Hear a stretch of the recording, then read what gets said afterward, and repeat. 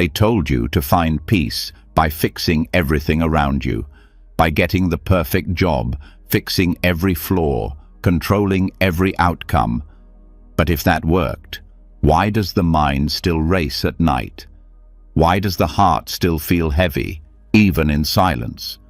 Why does the tension never truly leave, no matter how much is achieved? The truth is, calm doesn't come from outside. It comes from within, from how the mind sits with the world, not how the world bends to the mind. Buddhism has been whispering this truth for over 2,500 years, not through loud promises, but through quiet power, through stillness, through awareness, through letting go. Tonight, something will shift.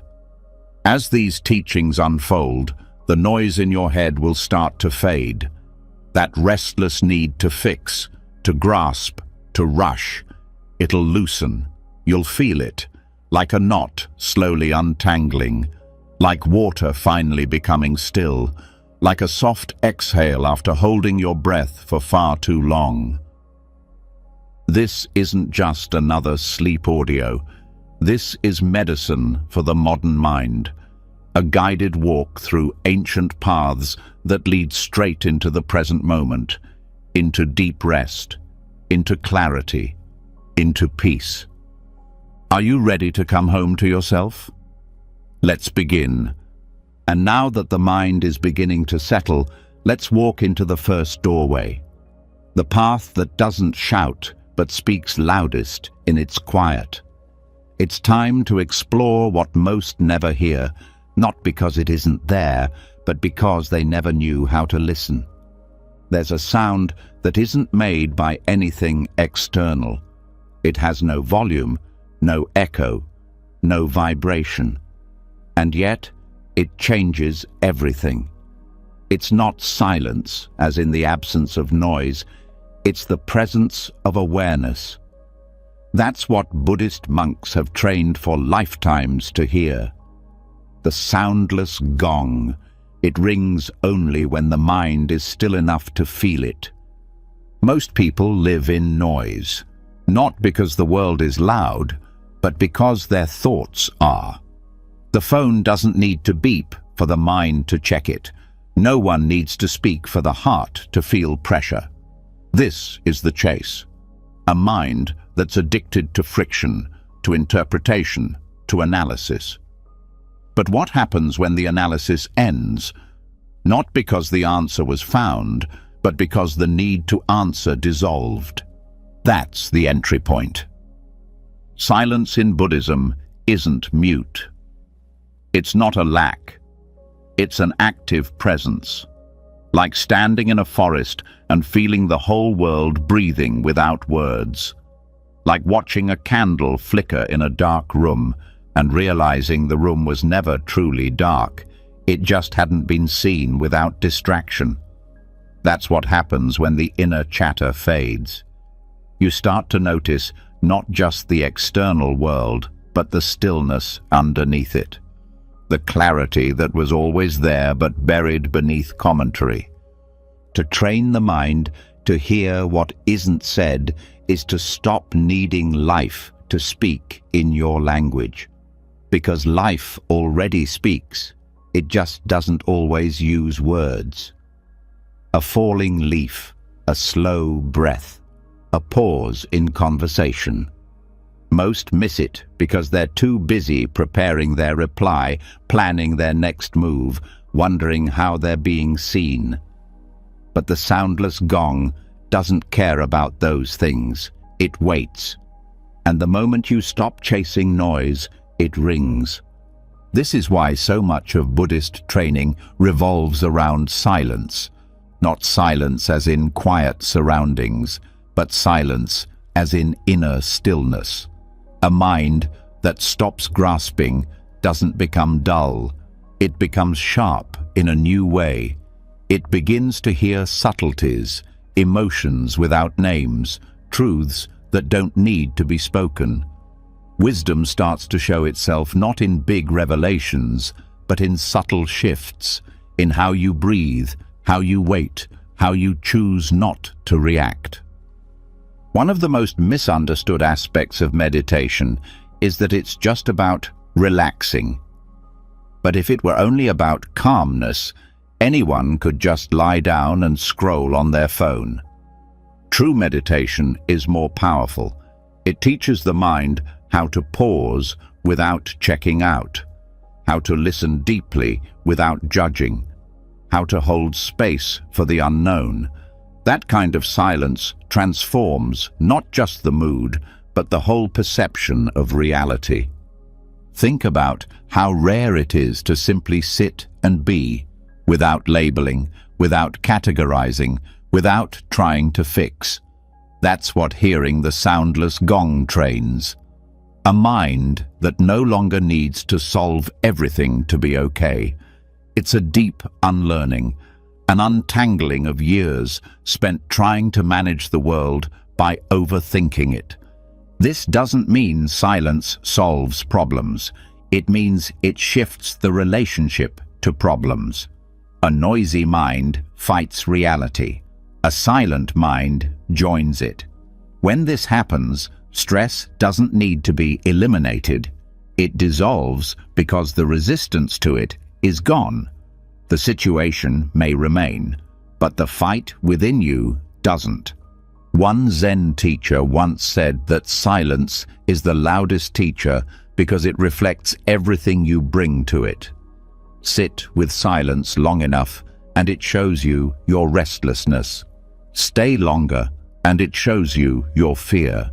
Stay even longer and it shows you freedom. Not because the silence gave you answers, but because it revealed the questions were never necessary to begin with. Many people fear silence because it exposes their own mind. But that's the point. What's seen can be softened. What's hidden remains in control. So if the thoughts rush in when things go quiet, don't push them away. Listen to them, not to believe them, but to understand the patterns. See how often they repeat, how little they change, and then let them pass. Like clouds in the sky, like wind through bamboo. No need to hold, no need to fight. In Buddhism, one of the deepest practices is noble silence. Not just quiet lips, but a quiet ego, a quiet identity, a quiet need to prove. That's where calm begins, not in shutting the world out, but in no longer demanding that it be any different than it is. The silence teaches this without speaking. It just stands, unmoved, and lets everything move around it. To hear what isn't said is to stop responding to every mental impulse, not because it's bad to think, but because not every thought is useful. Some are echoes, old scripts, residue of past fears. They don't need to be solved, just heard, acknowledged, and allowed to leave. Think of the mind like a room full of radios. Each station a thought, an emotion, a memory. Most people try to manage the noise by adjusting the volume on each one. But the practice isn't in the knobs, it's in stepping back, realizing the radios don't define the room. Silence was always there, under the static. It's not something you create, it's something you uncover. And as you uncover it, you'll notice something strange. Peace doesn't shout, it doesn't sell, it doesn't beg for your attention. That's why it's missed. But once it's felt, it becomes magnetic. The more you sit in it, the more you want to stay. Not because it entertains, but because it returns you to yourself. And in that returning, everything else begins to soften. The judgments, the cravings, the constant need to control. They don't vanish instantly, but they lose their grip. Because in silence, nothing can pretend, not even fear. It becomes transparent. and in its transparency, it becomes powerless. The great Buddhist teacher Thich Nhat Hanh once said, "Silence is not the absence of something, but the presence of everything." That line alone is a teaching. When the mind is silent, it sees more, not less. It feels more, not less. It understands, not by analyzing, but by being in contact, with breath, with now, with life, raw and unfiltered. There is no rush in this. The soundless gong doesn't work on your schedule. It waits until you're ready. It waits until the need to be done falls away, until you're no longer trying to use silence as a tool to get somewhere else, but are finally willing to just be in it for its own sake. And it's in that surrender that calm begins, not as a reward, but as the ground that was always under your feet, the sky that was always above your head. You just hadn't noticed because the commentary was too loud. Tonight, let that commentary fall. Let the interpretations go. Let the mind listen, not for answers, but for the space in which questions dissolve. That space is sacred. That space is clarity. That space is where the soundless gong rings. And now that silence has softened the edges of the mind, we meet the next storm. Not a storm of sound, but of speed. Because after stillness comes the rush. Not the rush of life itself, but the pressure inside the mind to keep up, to fix, to chase, to solve. The urgency that whispers, "This must be handled now," even when it's not true. It's time to step into that illusion and slowly dismantle it. There's a kind of rush that doesn't come from real danger. It comes from habit, a learned momentum that makes the mind feel like it's always behind, always missing something, always just one task away from peace. This is the illusion of urgency. It feels like truth, but it's a trick. A mental reflex built on years of reinforcing the idea that worth comes from speed, value comes from doing, and stillness is weakness. Buddhism calls this restlessness tanha, a thirst, a craving. Not just for things, but for resolution, for next steps, for constant movement. But when that thirst isn't questioned, it drives everything. It becomes the fuel behind overthinking, behind anxiety, behind burnout. It's the reason so many people lie in bed, body still, but mind sprinting. Not because anything needs doing, but because the brain doesn't know how to stop running. Urgency is often praised in modern culture. Hustle is glorified. Productivity is worshipped. But Buddhism quietly disagrees. It teaches that the rush to act without awareness leads to suffering. It leads to doing out of fear, out of panic, out of the illusion that peace will come after everything is handled. But when is that ever true? Life doesn't pause long enough for that moment to arrive. Something new always takes its place. Another task, another worry, another demand. So the real practice begins here, not in managing more, but in believing less, in watching the mind yell, "Now," and gently questioning it. Is this really urgent? What would happen if I didn't respond immediately? What if this feeling isn't truth, but just a leftover alarm bell from years of conditioning? The Buddhist path doesn't fight urgency with more urgency. It meets it with awareness, like watching a wave rise without trying to outrun it, just watching it crest, watching it pass. Because when urgency is seen clearly, it reveals itself. Most of the time, it's not a real need. It's just a pressure loop, a pattern, a habit of speeding up instead of slowing down. That's why monks walk slowly, why rituals are unhurried, why tea is sipped, not gulped. Every movement is a message. There is no emergency here. Even if the world is spinning fast, the mind doesn't have to. There's always a choice. You can pause, you can return, you can respond from center, not from panic. This pause is powerful, not because it changes the outer world, but because it changes the relationship to it. Instead of being yanked by urgency, the practitioner becomes the observer, watching the tug, feeling the pull, and then not moving, just being, just breathing.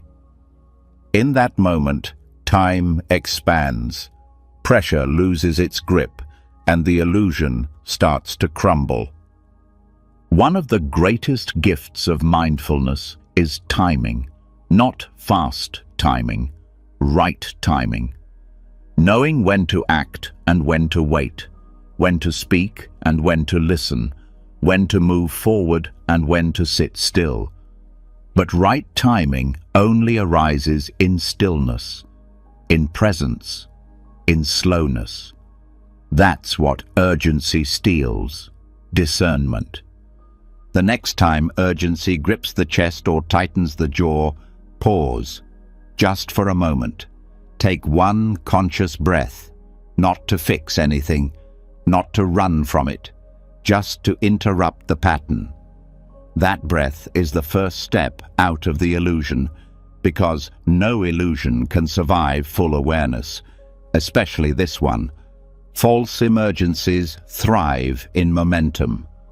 But awareness disrupts momentum. It makes you question. It makes you look.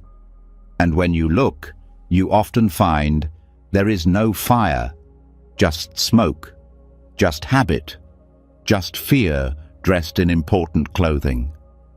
Slowing down doesn't mean giving up. It means choosing with clarity. It means acting when the mind is quiet, not when it's chaotic.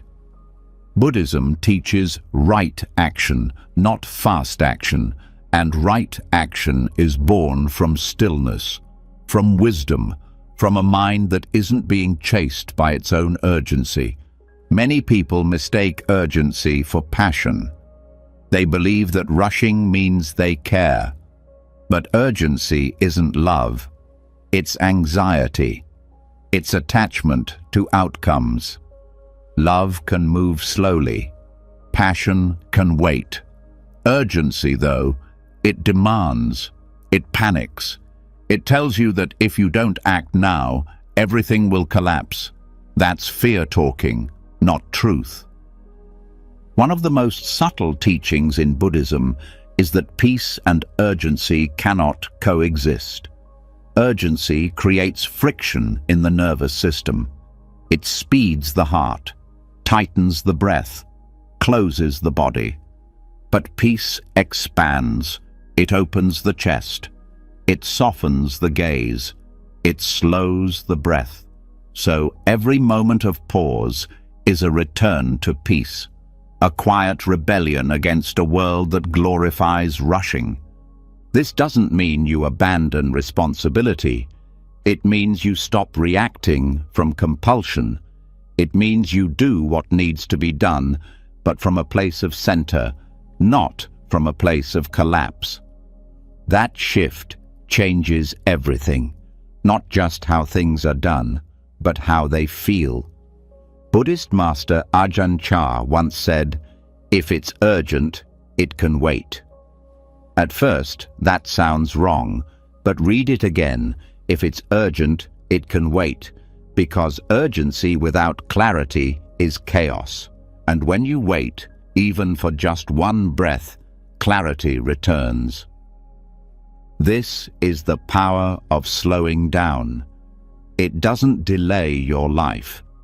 It delivers it. fully, consciously, moment by moment. The rush to get ahead often leads people away from where they already are, and where they are is the only place peace can be found. So let the world rush, let the notifications buzz, let the clock tick, but stay here, stay in this breath, in this stillness, because the illusion of urgency only works if you believe it. Once you stop believing it, it loses its power, and what remains is calm, presence, simplicity. Some monks say that time bends around awareness, that when the mind is still, time slows, and in that slowness, things become clear, decisions become easier, the heart speaks louder, the body softens, and life, instead of rushing by, becomes touchable. This is the calm inside pressure, the quiet that doesn't wait for peace but brings it, right here, right now, not by escaping urgency, but by seeing through it, like fog burning away in the light of morning. So tonight, let every urge to rush rise and then fall. Don't follow it, don't fight it, just watch it. Let it pass. The breath will stay, the moment will stay. That's what's real. That's where calm lives, and from here the next step will come, not because it must, but because it's true. Now that the grip of urgency has loosened and the breath no longer chases time, the mind stands at the edge of a deeper freedom, a kind of freedom that doesn't come from doing less, but from holding on less. It's time to turn toward thought itself, not to silence it, not to battle it, but to see it clearly, to let it rise and fall without needing to hold, fix, or judge. Because what happens next is not about controlling thoughts, it's about letting them float. There's a way of looking at thought that transforms the whole relationship with the mind, not by understanding every thought, but by recognizing what thoughts really are. Temporary, shapeless, ephemeral, like clouds across the sky. They form, they drift, they disappear, and none of them are the sky itself, just as no thought is the mind itself, no feeling is the truth, no emotion is forever. Buddhism doesn't ask the mind to stop thinking, it teaches how to stop attaching. This discipline is subtle. It's not loud like effort. It's quiet like awareness. It begins in a breath. The thought comes in. A reaction rises.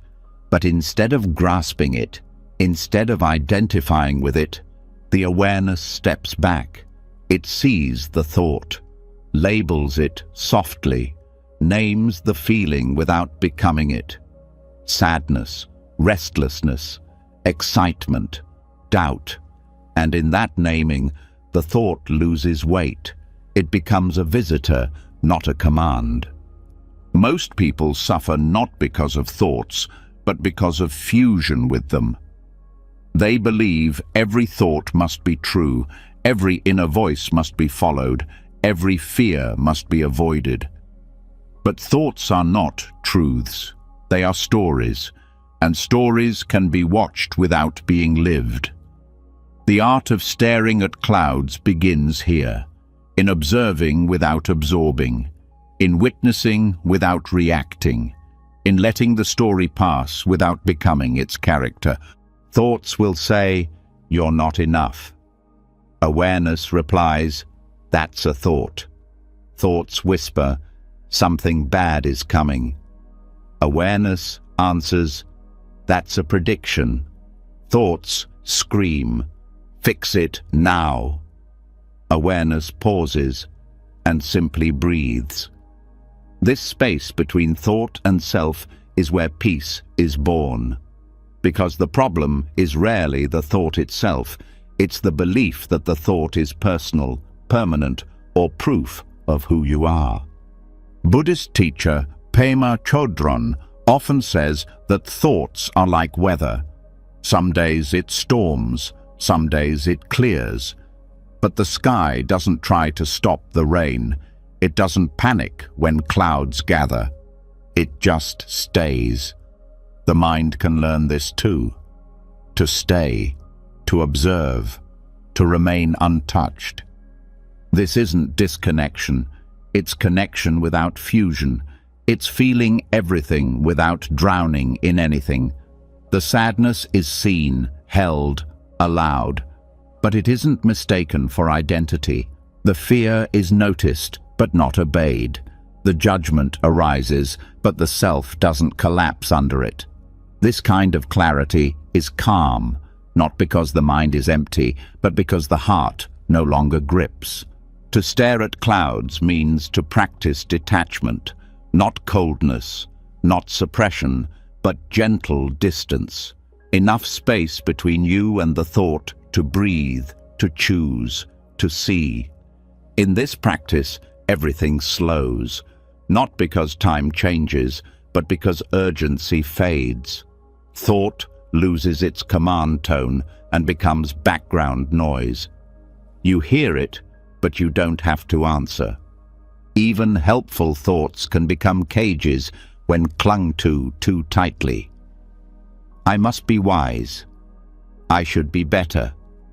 This shouldn't be happening. These are the clouds shaped like goals. They seem positive, but they still obscure the sky. Buddhism doesn't teach attachment to good thoughts over bad. It teaches freedom from both, because freedom isn't about choosing better chains. It's about walking without chains at all. This practice deepens when done in silence. Sit, watch. Don't chase thought. Don't push it away. Let it come. Let it leave. Feel the mind's rhythm without altering it. Thoughts will scream for attention. Some will beg to be solved. Others will tempt with stories of success or doom. Let them all speak and let them pass. Eventually, something quiet begins to emerge beneath it all. A stillness that was always there, but never noticed. Not because it was absent, but because attention was always elsewhere. This stillness doesn't ask for your loyalty. It doesn't need defense. It's just there. Like the space around the clouds. Like the sky that never moves. The art of non-attachment reveals this, that thoughts are not enemies and silence is not failure. To let go of thought is not to lose your mind. It's to return to it. To see clearly without commentary. To live without being pulled in every direction. Even when thoughts are loud, presence can be louder, not in volume, but in stability. The Buddha once said, "You are not your thoughts." And it's only when that's felt, not just known, that calm truly begins. Because when the observer wakes up, the story loses control. And when the story loses control, suffering fades. Not instantly, but reliably, like fog lifting under sunlight. Training in this way doesn't mean thoughts stop.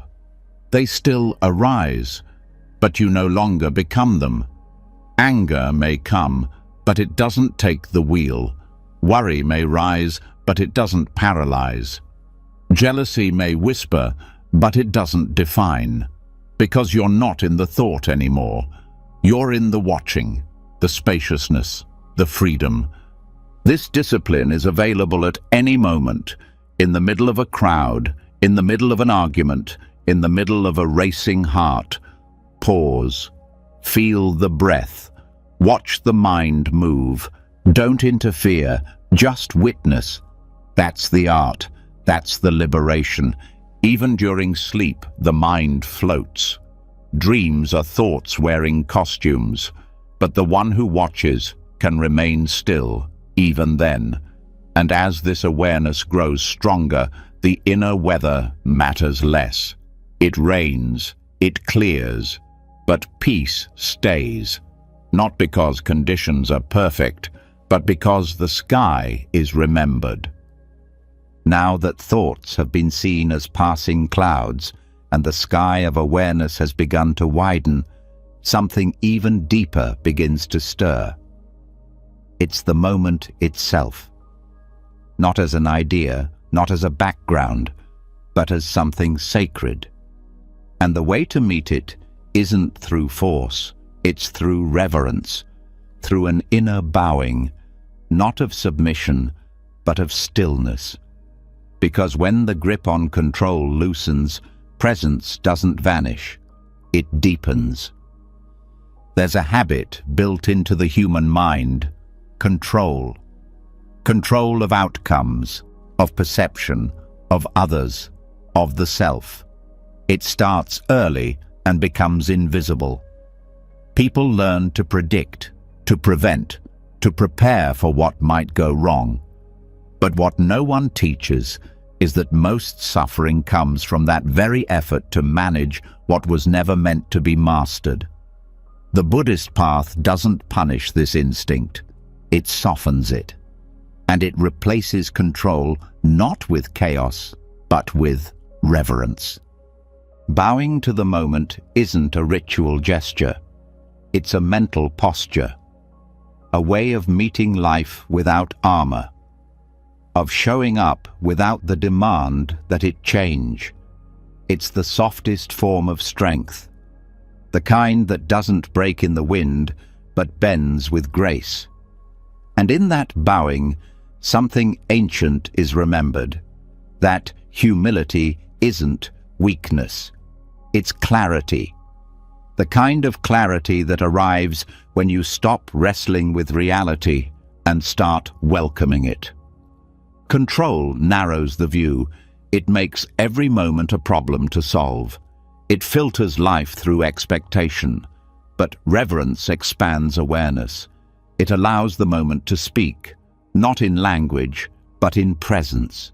A single breath, a pause in conversation, the feel of ground beneath bare feet.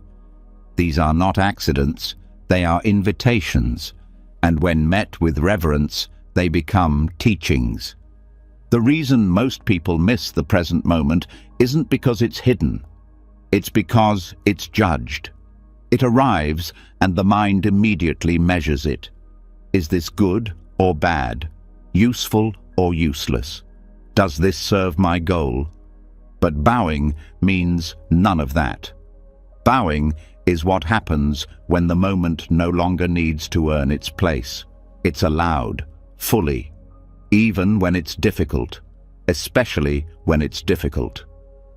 Buddhist teacher Jack Cornfield once said, "Peace comes when our hearts are open to whatever is." This is the essence of bowing, not liking everything, not agreeing with it, but opening to it, letting the moment be what it is before trying to shape it, because every moment has its own nature, its own flavor. Some are warm, some are sharp, some are confusing, but each one, when met without resistance, becomes a doorway to stillness. In practice, this means softening the need to control conversations, to fix others, to predict outcomes. It means catching the micro-reactions, the urge to correct, to defend, to interrupt, and instead breathing, waiting, listening.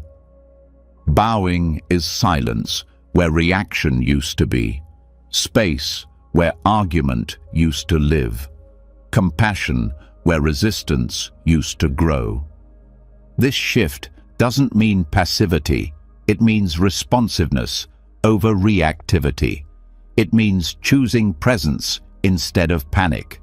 And that choice can only arise when reverence is felt, not as an idea, but as a lived experience.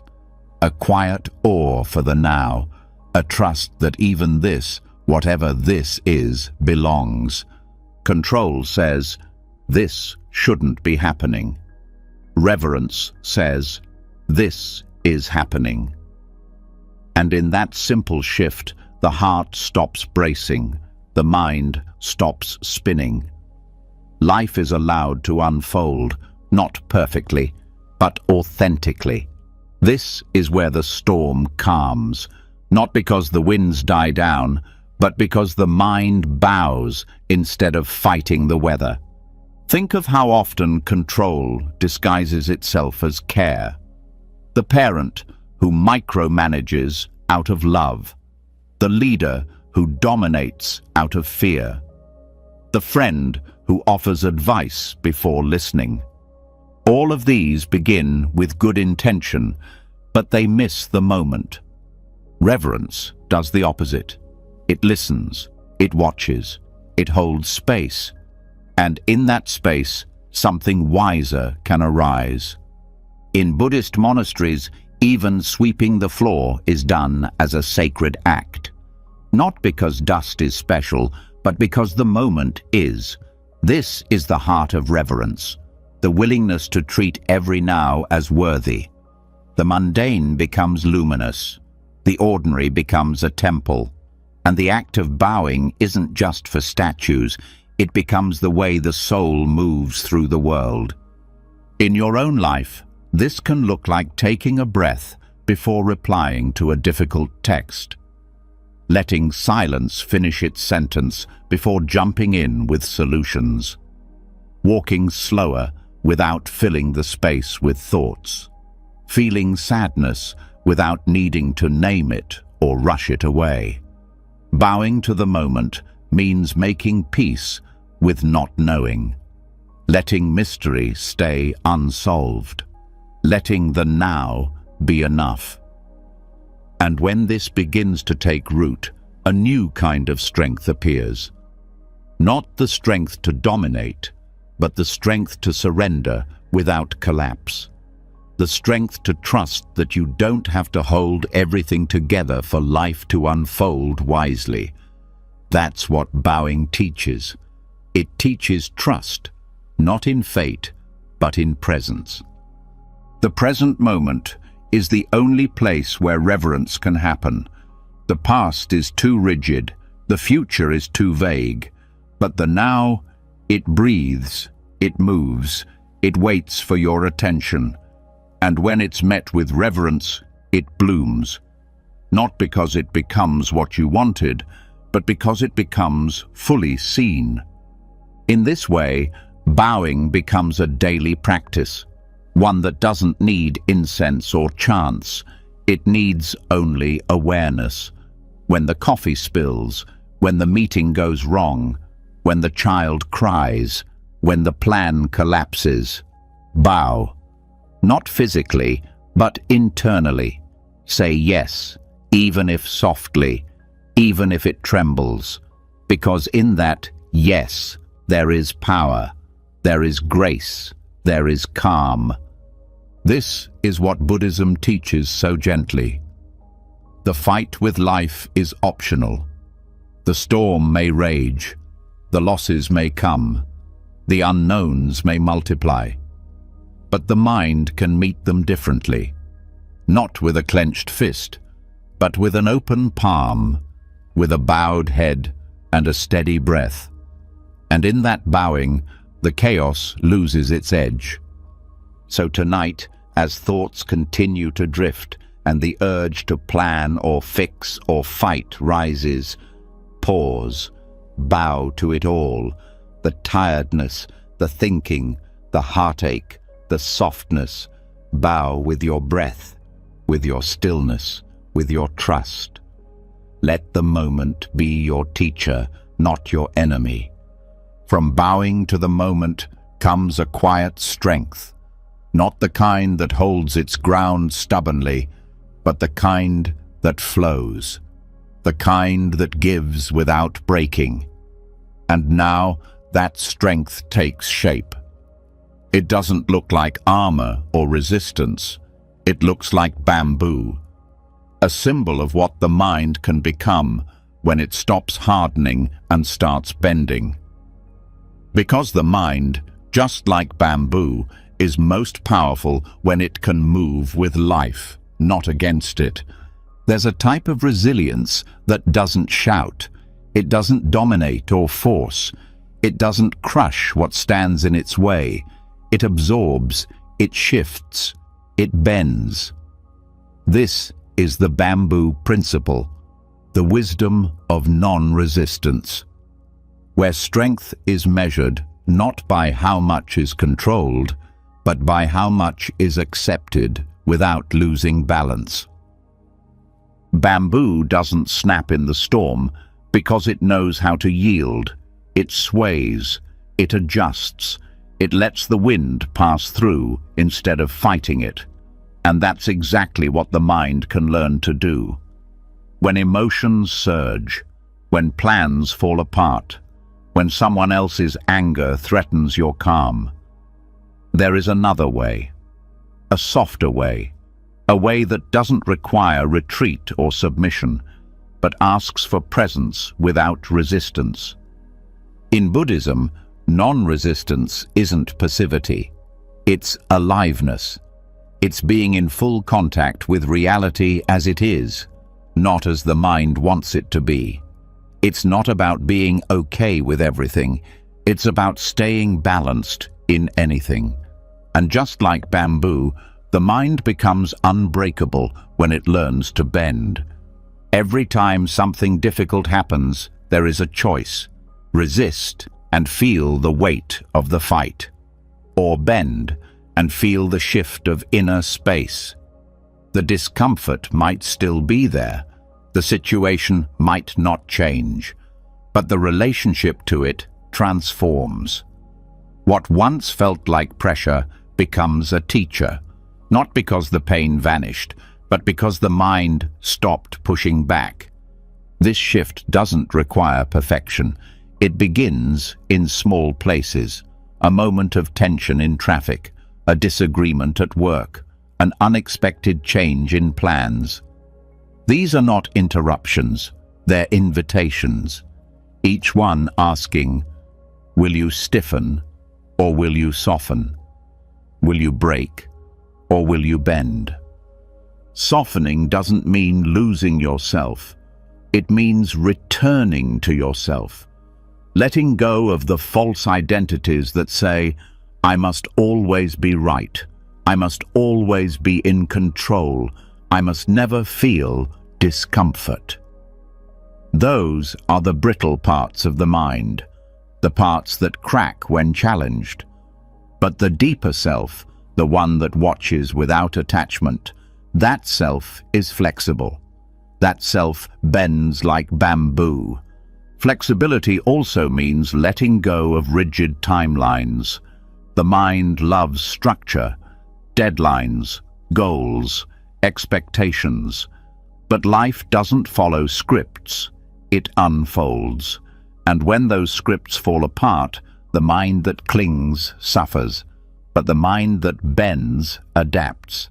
It moves with the moment, not against it.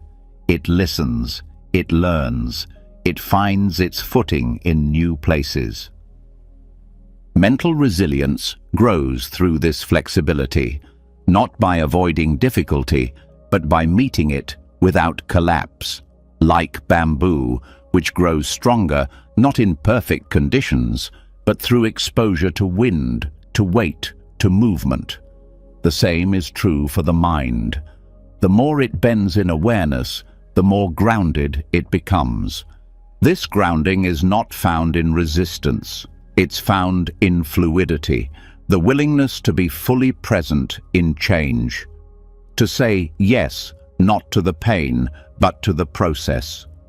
To trust that even bending is a form of movement forward, a form of wisdom. Buddhist texts often describe the wise mind as like water, but bamboo carries a similar truth.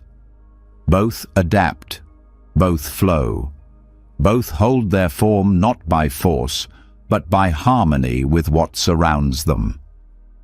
This is how suffering lessens, not by fixing the world, but by softening the mind that meets it. To live the bamboo principle is to stop demanding that things go a certain way. It's learning to respond instead of react, to pivot without panic, to stay rooted without becoming rigid. And this can be practiced every day in the way you listen, the way you forgive, the way you pause before replying. Letting go of resistance also means letting go of judgment. The mind that resists often judges harshly. It wants certainty. It wants everything labeled, categorized, resolved. But the mind that bends doesn't need to rush to conclusions. It can sit with unknowns. It can hold paradox. It can be quiet in front of complexity. That's what makes it resilient. There's a saying in Zen, "Let the muddy water settle and clarity will appear." But the water doesn't settle by force. It settles when left alone. The same is true for the mind. When it stops trying to control every ripple, it begins to reflect. It becomes clear, calm, strong in its stillness. Bending with reality also includes forgiving yourself. Perfectionism is a form of inner resistance. It tightens the breath. It narrows the focus. It creates a constant sense of not being enough. But self-compassion bends that narrative. It says, "This moment is enough. I am enough." And in that softening, energy is freed. Peace returns. Strength is not found in the one who stands unmoved. It's found in the one who moves wisely, who dances with difficulty, who chooses grace over gritting their teeth. And this choice, once felt, becomes a habit, a way of being, a deeper kind of strength. Even in grief, this principle applies. Grief is not a wave to resist. It's a tide to bow to let it move through without drowning, to feel the weight of loss without hardening the heart. The mind that bends in sorrow remains human. It remains kind, and over time, it begins to heal. When anxiety arises, the bamboo mind doesn't fight it. It watches. It breathes. It allows the tension to exist without feeding it.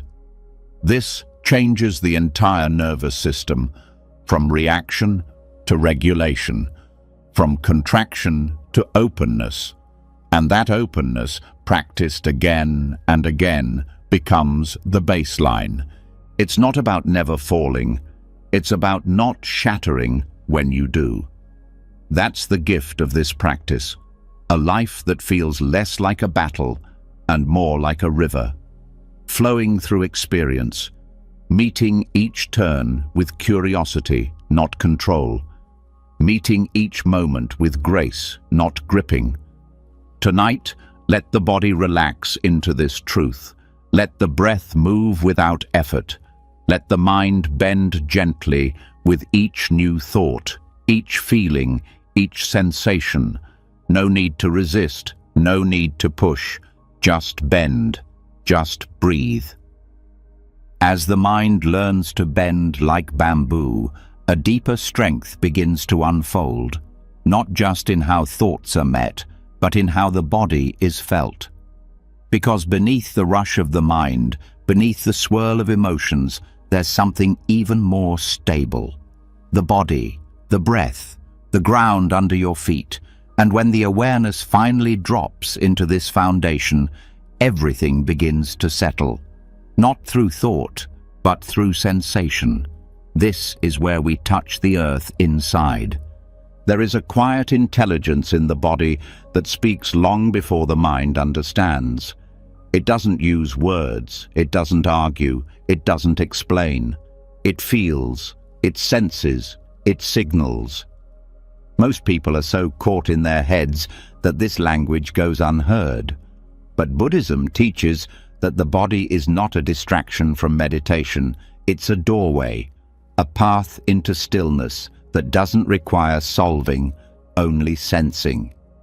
The practice of somatic awareness means shifting attention downward, out of the story and into the breath, out of the explanation and into the pulse.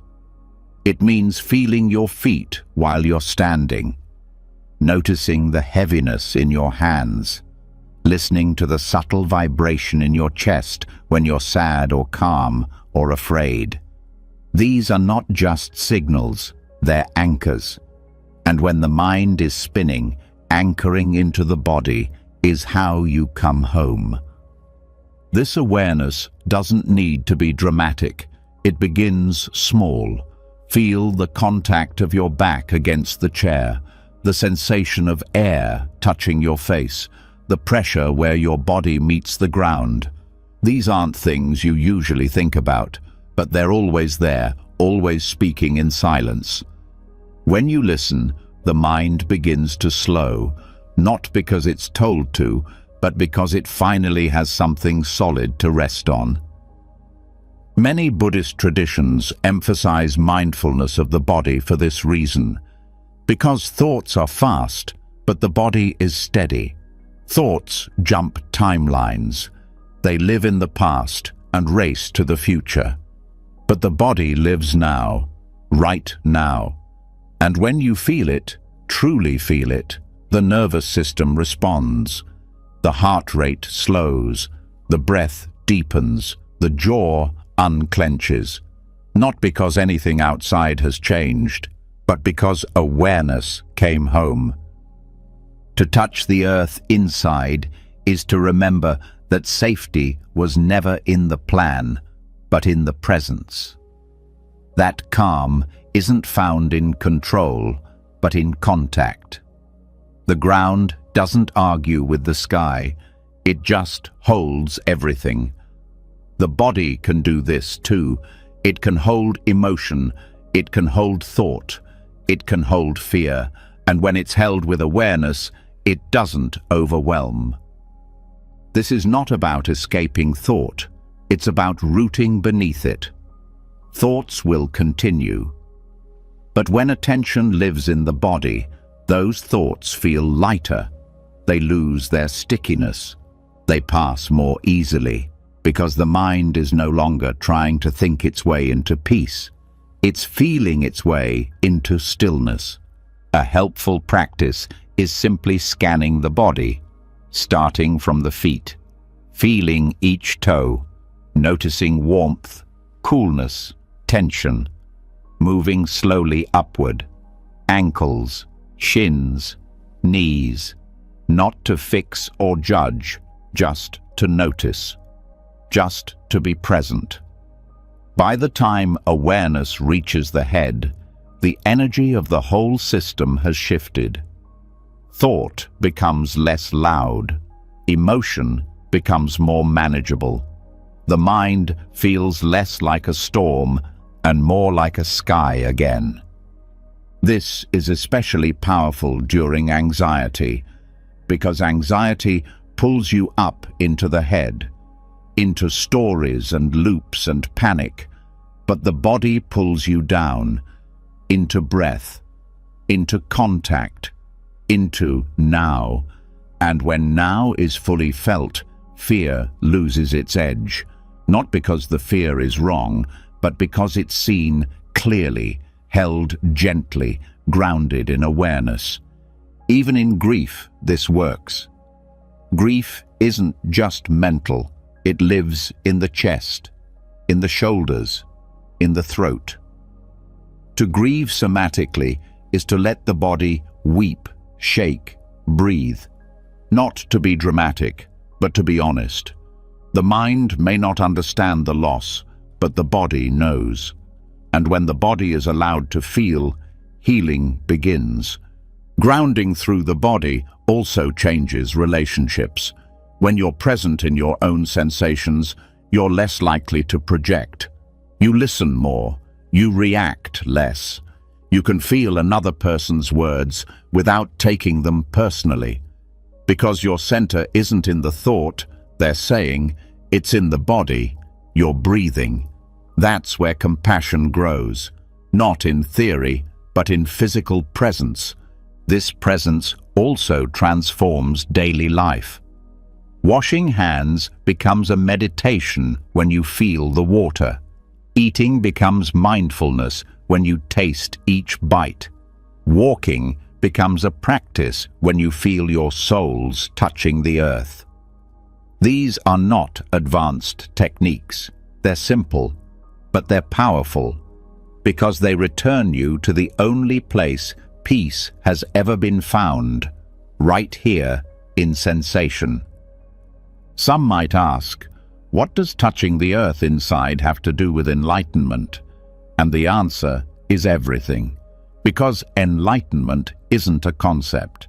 It's a direct contact with life. It's the full embodiment of now. Not a theory of presence, but the lived reality of it. And the body is the bridge. This is why monks walk barefoot, why rituals begin with bowing, why the breath is always central. It's not about tradition, it's about embodiment. The sacred isn't found in the sky, it's in the contact between the foot and the ground, between the inhale and the exhale, between awareness and the heartbeat. That's where stillness lives. To practice this doesn't require anything new. No special posture, no special place, just attention. Just the willingness to feel without fleeing. When tension rises, go into it. When numbness appears, stay with it. The body will speak, sometimes with heat, sometimes with ache, sometimes with quiet, but it will always speak. And listening to it is the beginning of freedom. Freedom from what? From the prison of mental commentary, from the loop of overthinking, from the false belief that peace is found in solving every thought. Peace isn't found in thought.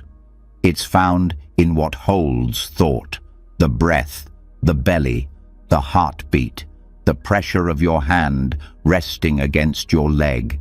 These are not distractions, they are sacred guides. Let this awareness grow slowly. No need to rush.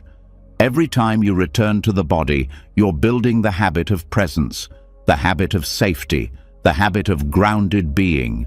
And over time, this changes everything. Because a grounded mind doesn't collapse under pressure. It doesn't drift endlessly. It knows where it stands, because it feels it. So tonight, let the mind settle downward. Let it rest in the rhythm of the lungs. Let it listen to the silence in the bones. Let it feel the stability that has always been there, not in the world, but in you, in the unshakable stillness beneath thought. From the steady ground of somatic awareness, where breath and body become anchors, the path leads inward still, into something even more refined. Beneath the sensations, beneath the shifting moods, beneath even the act of noticing, there is a still point, a center, a flame that burns without flickering. This is not stillness you hold, it's stillness that holds you. It's called samadhi, a depth of attention so steady, so unwavering, that the whole world grows quiet, and the mind, for the first time, begins to rest. There is a kind of peace that isn't born from escape or comfort. It's born from single-pointed focus, a mind that stops scattering, a mind that learns to stay.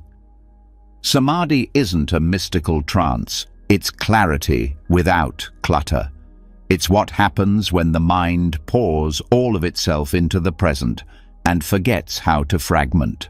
In daily life, the mind is often pulled in 100 directions. Even in silence, it leaps from memory to worry, from idea to distraction. This is normal, but it's also exhausting. Because a divided mind never finds rest. It never fully touches anything. It's always hovering, always scanning, always slightly removed. But samadhi dissolves that distance. It gathers the mind into one place, one breath, one moment, until everything else fades into quiet. This doesn't mean the world disappears. It means the mind stops chasing it. And in that stopping, the noise inside begins to dissolve. Not because the mind has been silenced by force, but because it's become fascinated. The flame of concentration draws attention inward, gently, steadily, until thought loses its power to pull. The training begins simply, with the breath. Noticing the inhale, feeling the exhale, not conceptually, but directly, fully, without splitting. At first, the mind will wander. That's not a problem. The key is to return.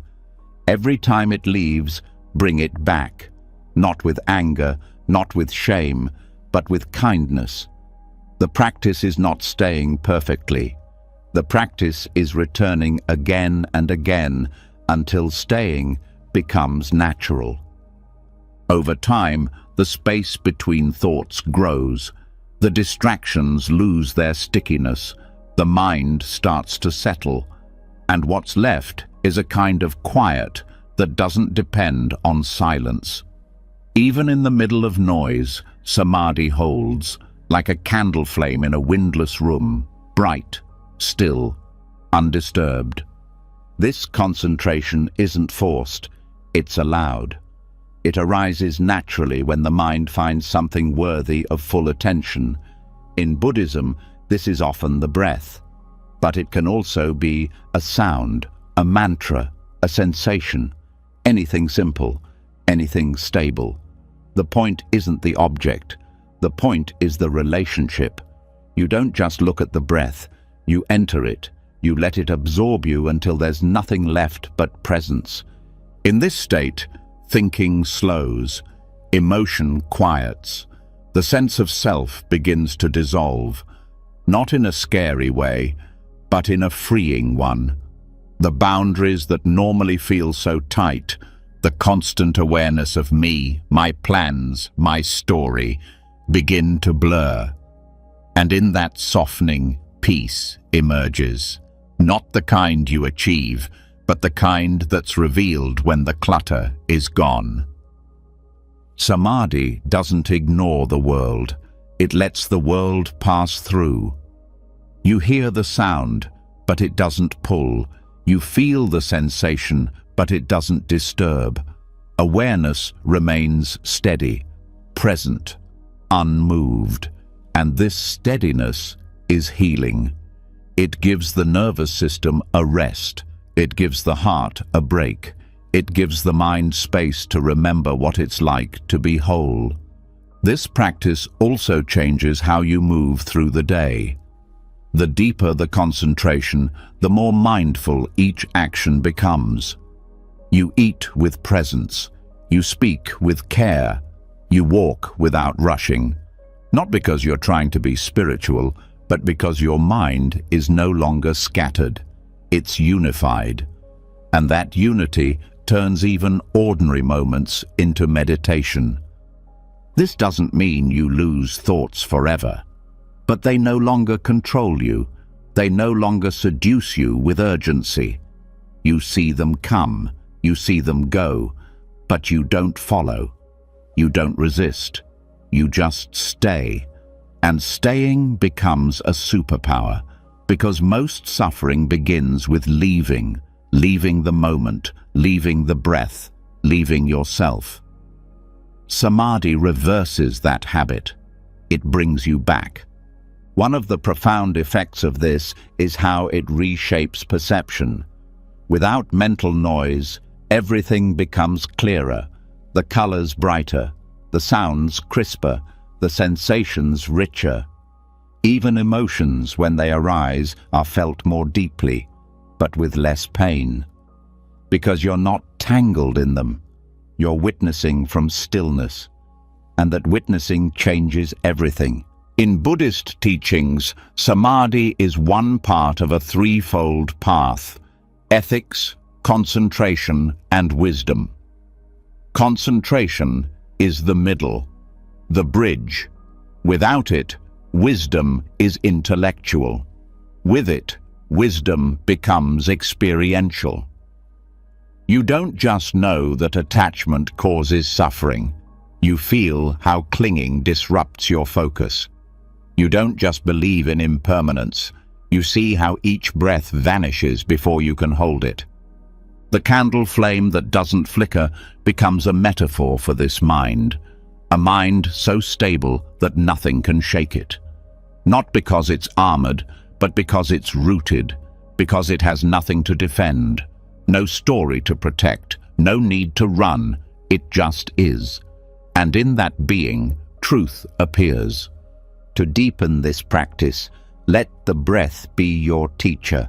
Let the rhythm lead you, not as a technique, but as a refuge. Every inhale, a return. Every exhale, a letting go. No need to push, no need to grip, just stay with it. Let it draw you inward, past the surface tension of the day, into the quiet core beneath. And if the mind wanders, return. If emotion rises, stay. If thought screams for attention, listen, then come back. The power is in the return. The calm is in the choosing, over and over, until one day, without warning, the mind doesn't leave. It stays, and in that staying, the flame steadies, the storm ends, and the silence that remains is not empty. It's alive, so samadhi is not the goal. It's the foundation. From this place, compassion flows more freely. Decisions are clearer. Joy arises more often, not as a result of external things, but as a side effect of inner stillness. You become less reactive, less rigid, more open, more aware. This is why great teachers sit in silence for hours, not because they're escaping life, but because they're touching it more deeply. Not avoiding thought, but resting beneath it. And from that rest comes wisdom. From that stillness comes strength. Not the loud kind, but the kind that stays calm when the whole world shakes. Tonight, let your mind enter this space. Let it be quiet without effort. Let the breath lead you into the center. Let the flame steady itself, not because you force it, but because you no longer disturb it. Let this stillness hold you as you fall asleep. Let it deepen as you rest. Now that the flame of samadhi has steadied and the mind has learned how to rest in unwavering attention, something unexpected is revealed, that silence doesn't require silence, and peace doesn't require stillness in the world. Calm can exist in chaos, not as a contradiction, but as a sanctuary. And that sanctuary isn't found in a remote temple. It's created, breath by breath, from within. This is the monastery of one breath, where simplicity returns not through isolation, but through presence. There is a kind of clarity that emerges when all the extras are stripped away. Not because life became easier, but because the mind stopped adding to it. A monastery has always been a place of stillness, of devotion, of structure that softens the heart and strengthens the spirit. But you don't need stone walls or silence to find this. You only need attention, because one breath, fully felt, fully lived, becomes a temple. Not made of bricks, but of presence. Most people believe peace comes from what surrounds them: a clean room, a quiet house, a soft routine. But that peace is fragile. It depends on what can't be controlled. The noise of the world will return. The demands will rise again. But the breath is always here. It doesn't ask for perfect conditions. It only asks to be felt. Returning to the breath is a return to simplicity. Not the simplicity of doing less, but the simplicity of being here, of dropping the mental commentary, of softening the grip on tasks, on identity, on urgency. It's not a rejection of life, it's a deep embrace of what's most real in it. This inhale, this exhale, nothing added, nothing removed. The mind often complicates things. It adds layers, interpretations, goals. It fills the space between one breath and the next with stories and worries. But when those are allowed to fall away, what remains is pure. It doesn't need to be impressive. It just needs to be honest. The breath doesn't lie. It can't pretend. It only reflects what is. In this way, the breath becomes a guide, a teacher, a companion, one that never leaves, never criticizes, never demands, only offers. And the offering is simple: return. Return from thought, return from fear, return from distraction. Come back to this moment, to this body, to this breath. That's all. And in that return, a sacred space opens. This space can be found anywhere, in a crowded subway, in a noisy office, in the middle of a difficult conversation. The breath doesn't need ideal settings to do its work. It only needs attention. And when that attention is steady, the breath becomes a monastery, a place where the world still moves, but you do not. A place where the storm continues, but the center holds. This doesn't mean the breath becomes a hiding place. It becomes a place of power, a place where reaction is paused, where clarity is restored, where choices are made from presence, not panic. It's where you go not to escape life, but to enter it more fully, without the noise, without the spinning, without the endless grasping. This inner monastery can be returned to in seconds. One breath. That's all it takes. One conscious inhale. One slow exhale. Not to achieve anything, but to remember. To remember that peace isn't missing. It's just been covered. And the breath uncovers it. Over time, this practice changes how you relate to discomfort. You no longer need the moment to be pleasant, to be peaceful, because your peace no longer depends on pleasure. It depends on presence.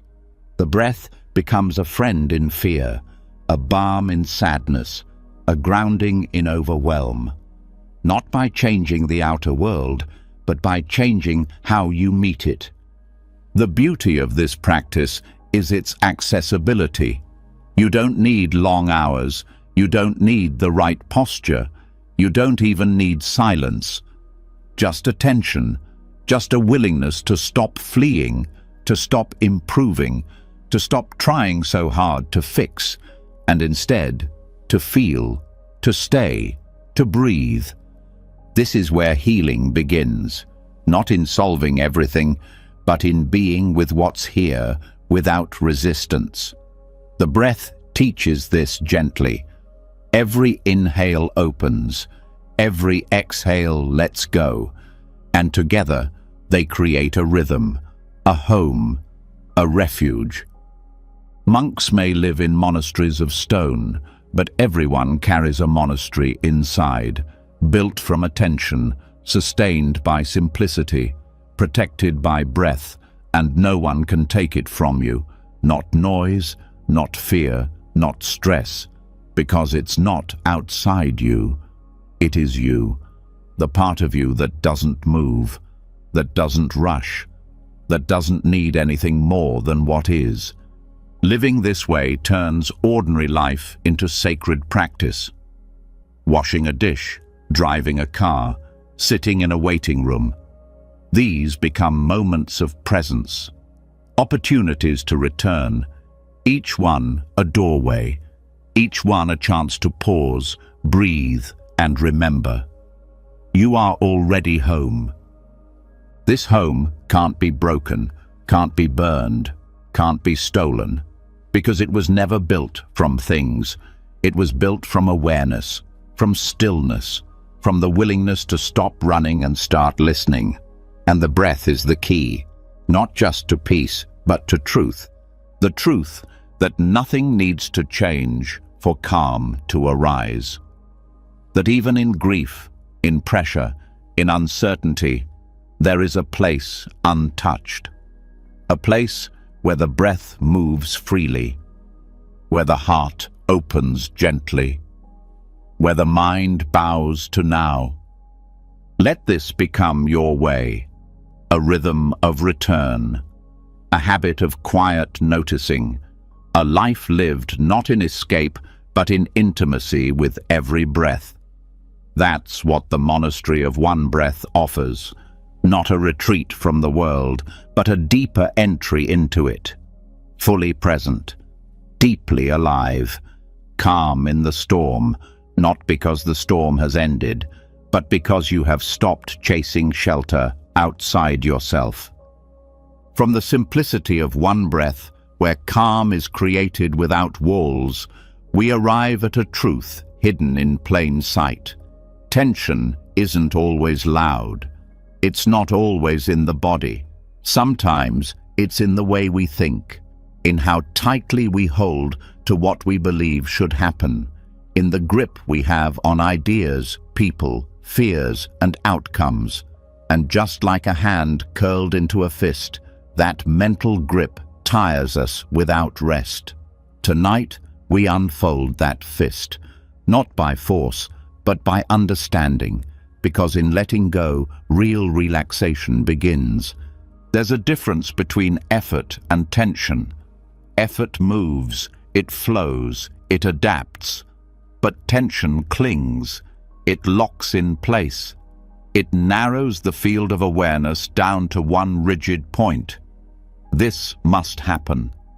This must not change. This must be fixed. These beliefs don't always shout, but they live beneath the surface, driving anxiety, creating pressure, and making peace impossible. Buddhism doesn't say to stop caring. It teaches how to care without clenching. Grasping is subtle.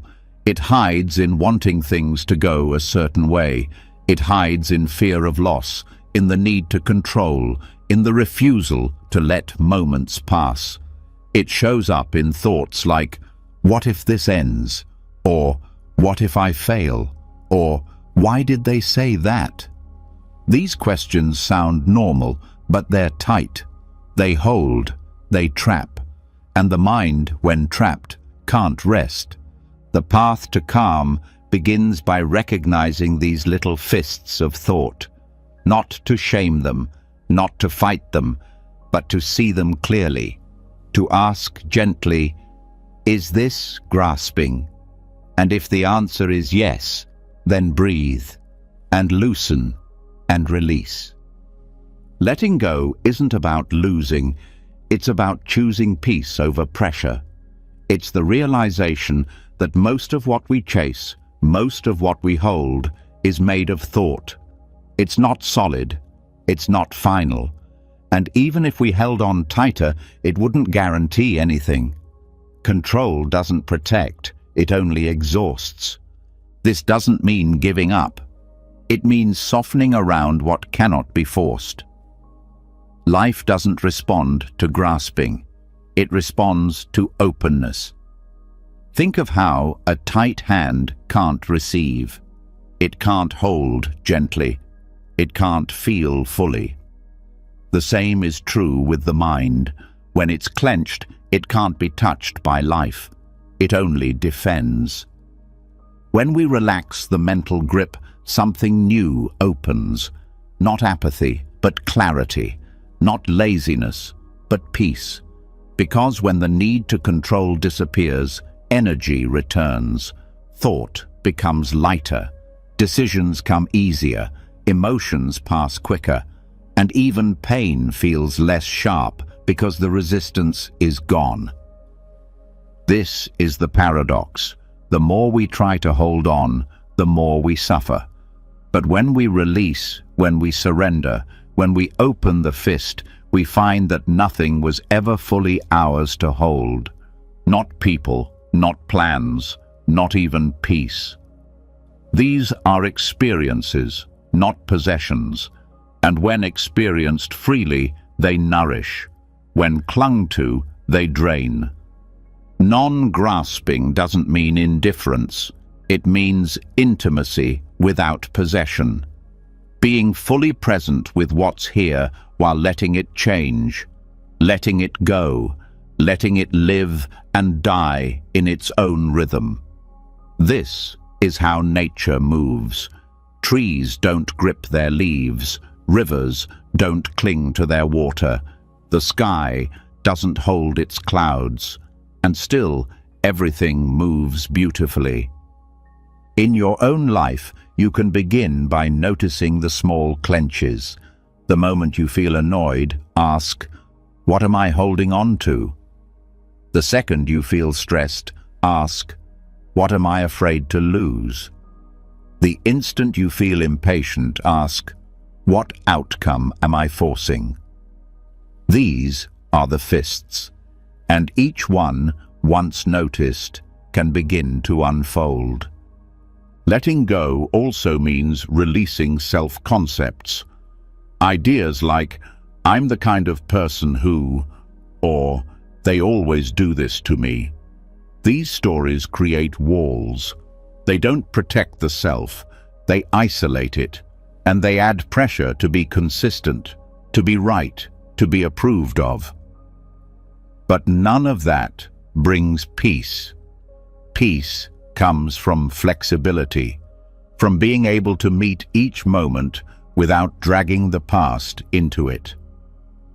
The teachings of the Buddha speak often about craving, not just for things, but for identity, for permanence, for certainty.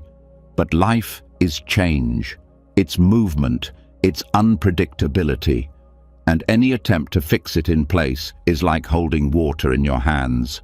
The tighter you squeeze, the less you hold. Unfolding the mental fist is also how we let go of regret. Regret is just grasping at a different point in time, trying to hold what's already gone. But the past doesn't need to be held. It needs to be honored, learned from, then left behind, like a boat that carried you across but cannot follow you onto the shore.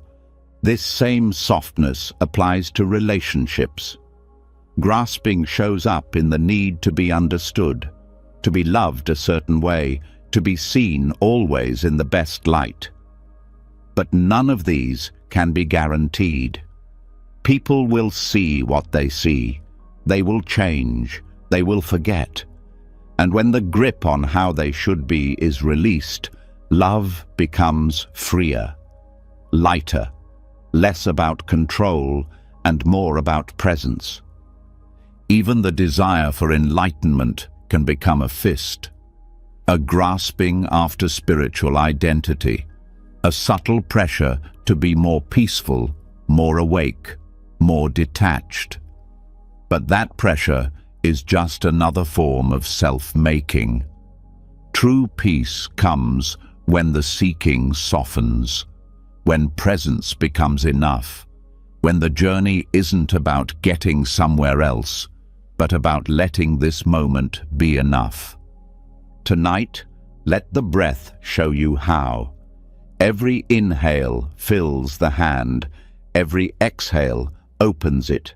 No pushing, no pulling, just presence. The body knows how to let go.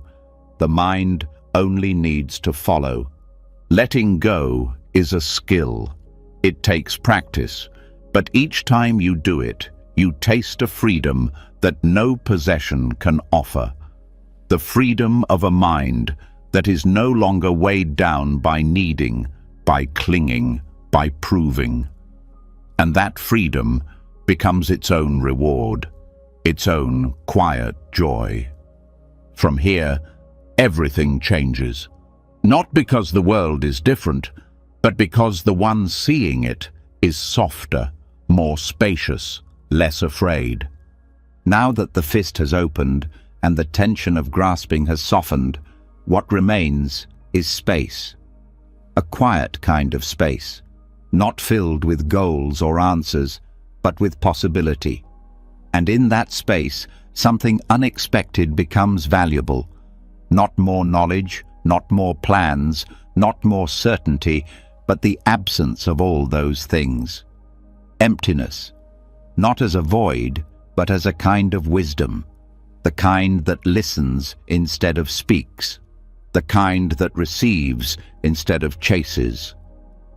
Tonight, we sit with the image of the empty bowl, not as something waiting to be filled, but as a form of calm in its own right. In Buddhist tradition, the begging bowl is not just a practical object. It's a symbol of the receptive mind, a mind that meets life not with demands, but with openness. The monk walks with a bowl not to take, but to allow, to receive without force, to accept what's offered, and to move on when nothing is. That kind of mind, a bowl held gently, open to whatever comes, is the very foundation of inner peace. The problem is that most minds are not empty bowls. They are already full of assumptions, conclusions, agendas, opinions, full of wanting things to go a certain way, full of reactions already loaded before the moment even begins. And a full bowl cannot receive. It has no space left. So even when peace is offered, when clarity knocks, when insight whispers, the full mind misses it, because there's no room. To practice inner receptivity is to begin emptying, not by force, but by loosening the grip on knowing. It means being okay with not having the answer, being okay with not having a plan, being okay with not being in control, not because those things don't matter, but because the need for them often crowds out the very calm we're looking for. The receptive mind doesn't resist the unknown. It welcomes it. It doesn't fill silence. It listens to it. It doesn't label everything immediately. It lets things unfold. This kind of presence feels strange at first, because the world rewards speed, certainty, cleverness. But in the depth of Buddhist practice, it is the quietest, most humble mind that sees the furthest. This doesn't mean becoming passive. Receptivity is active. It takes awareness. It takes sensitivity. It takes a willingness to stay present with what is, even if it's uncomfortable, even if it doesn't make sense yet. Because some truths don't arrive as explanations. They arrive as silence, as a shift in breath, as a softening of judgment. The empty bowl is also a teacher in humility. To be receptive means admitting you don't know, that you're not always right, that your view might be incomplete. And instead of that being a weakness, it becomes a strength, because the empty bowl can always be filled. The full one cannot.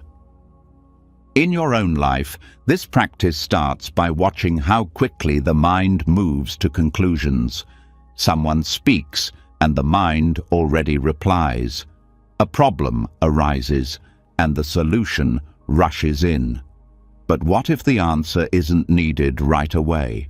What if waiting, listening, staying open for just a little longer reveals something deeper? This is especially powerful in relationships. Most conflict isn't about what's said. It's about not being heard. When the mind is full of counter-arguments, of judgments, of stories about the other person, there's no room to actually hear them. But when the mind is an empty bowl, they can be received fully. And often, that alone is what heals. This also applies to learning. The deepest insights don't come when you're trying to prove something. They come when you're deeply curious. When you sit with not knowing long enough for a new way of seeing to emerge. And this kind of learning isn't loud. It's quiet. It happens below the surface, in pauses, in stillness, in the willingness to be shaped. The empty bowl is not about abandoning intelligence. It's about balancing it, about creating space between knowing and discovering, about learning how to hold your beliefs loosely enough that they can evolve. This kind of spaciousness is not just intellectual, it's emotional, because when the bowl is empty, there's also more room for compassion, for nuance, for patience. A tight mind says, "I've seen this before." A receptive one says, "Let me see this again, freshly." And in that seeing, things are no longer filtered through assumption. They are met as they are, which is the heart of mindfulness, not just noticing what's happening, but receiving it fully, without coloring it with stories. This openness also changes how you handle struggle. When pain comes, the full mind says, "Why is this happening? How do I fix it?" But the receptive mind says, "This is here." It holds the pain without adding extra tension. It listens to it. It learns from it. And sometimes, in that spacious holding, the pain softens on its own. Even creativity is born from this emptiness. The greatest ideas arise not when the mind is forcing solutions, but when it's resting, walking, showering, breathing. The mind becomes like a clear sky, able to reflect new light. Not because it's brilliant, but because it's clear. This kind of clarity can't be forced. It's invited, and it's invited by presence, by humility, by emptiness. That's why so many monks speak in questions, not answers. Why so many masters say, "Don't know," not because they are confused, but because they are clear enough to let things reveal themselves in their own time. Tonight, let your mind be that bowl. Let it rest without needing to explain. Let it soften its grip on conclusions.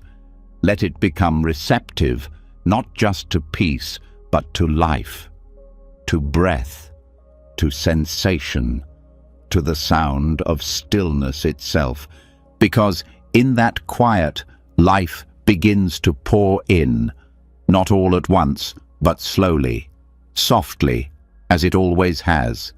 And with every breath received, the bowl refills, not with noise, but with clarity, with understanding that arises from silence, with truths that don't need to be spoken to be known.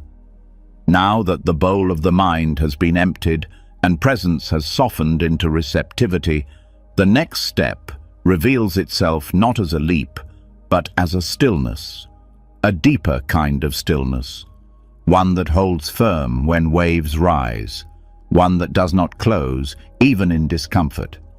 This is equanimity, not the absence of feeling, but the ability to stay balanced inside it.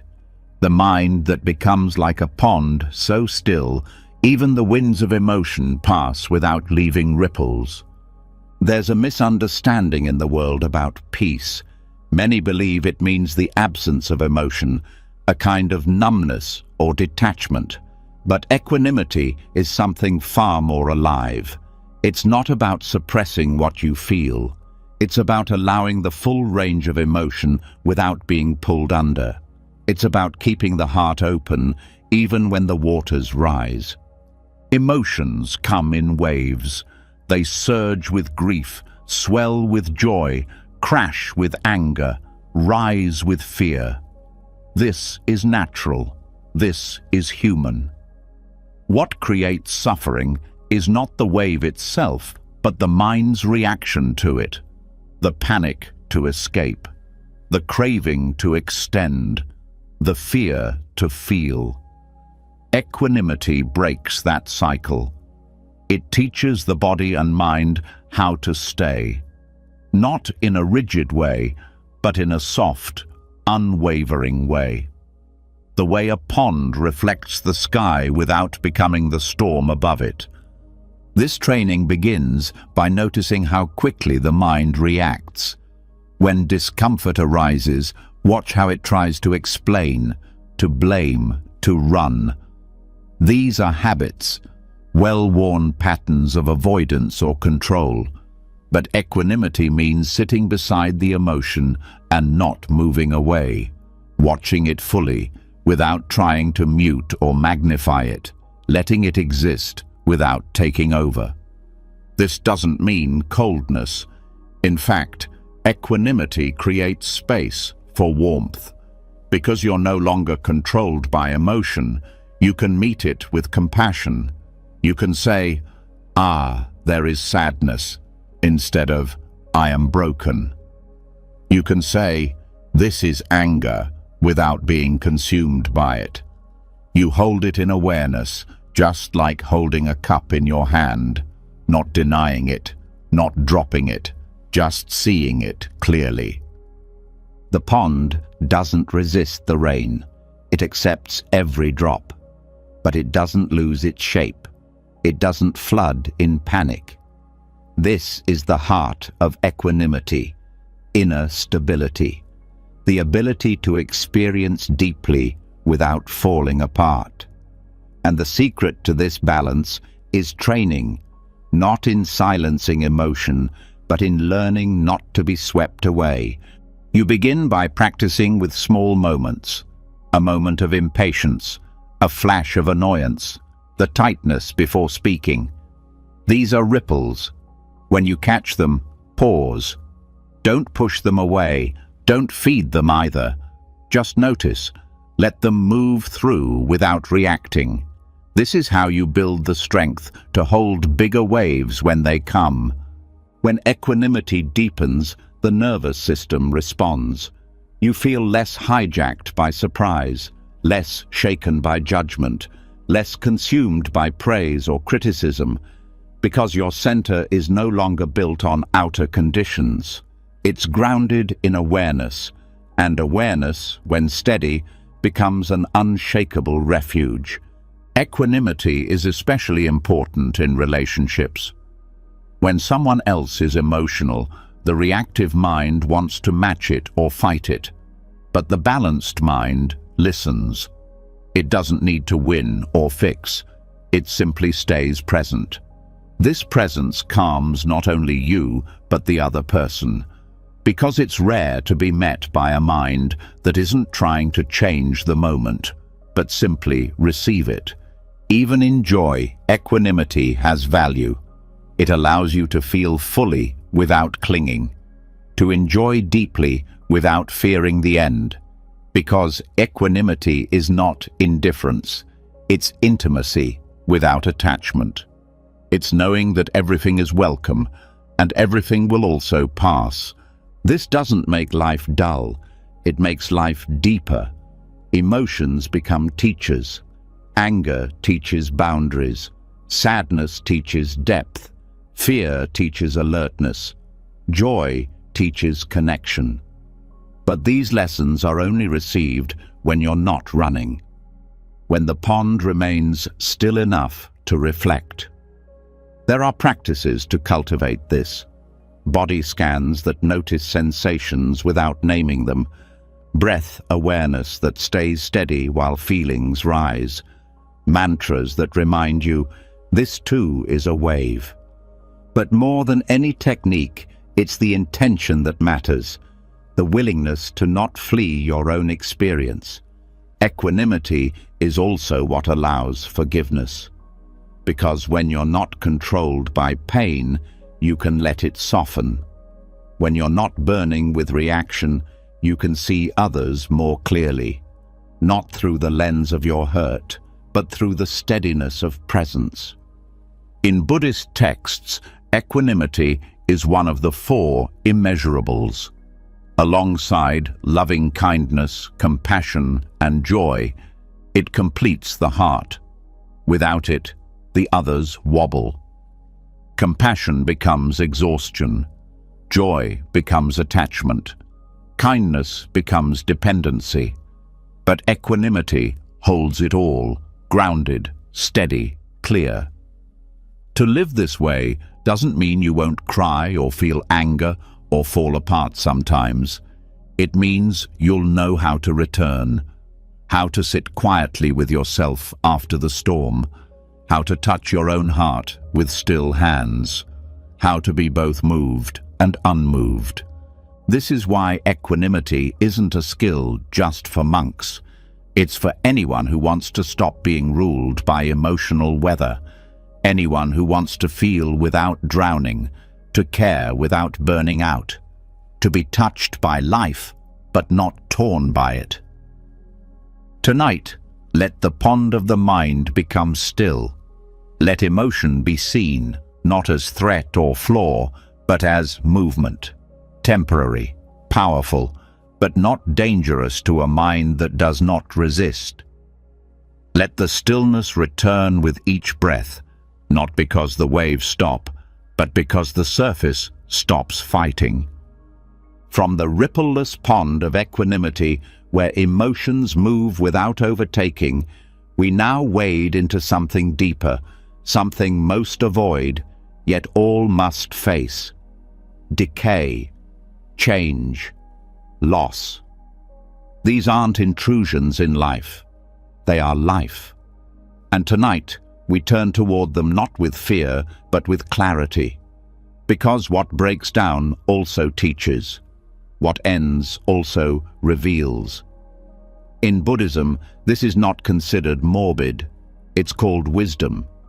The Dharma of decay is not about resignation. It's about relief. The relief that comes when the mind no longer tries to hold up a world that's designed to shift. Everything in life changes. Bodies age. Friendships evolve. Beliefs transform. Seasons turn. What begins eventually ends. But this isn't a tragedy. It's a rhythm. When the mind accepts that rhythm, something inside lets go. Not in despair, but in softness. Anxiety comes from resisting this truth, from pretending things can be preserved, held perfectly, kept from time. But peace arises when the pretending ends. The mind wants certainty. It builds futures in its head, makes plans to keep things as they are. It resists signs of aging, fears changes in relationships, clings to temporary states. But the effort to stop change is what wears the soul thin. Accepting change doesn't mean liking every moment. It means relaxing the fight against time itself. That's when calm begins to deepen. Impermanence is not just something that happens to the outside world. It happens inside too. Thoughts fade, emotions shift, desires rise and fall, identity itself transforms. When seen clearly, this is freeing. Because if everything is always changing, then no experience, no matter how intense, can trap you. Suffering loses its permanence. So does fear. So does sadness. This realization brings peace, not by promising things will stay good, but by showing that nothing stays stuck. Even pain moves.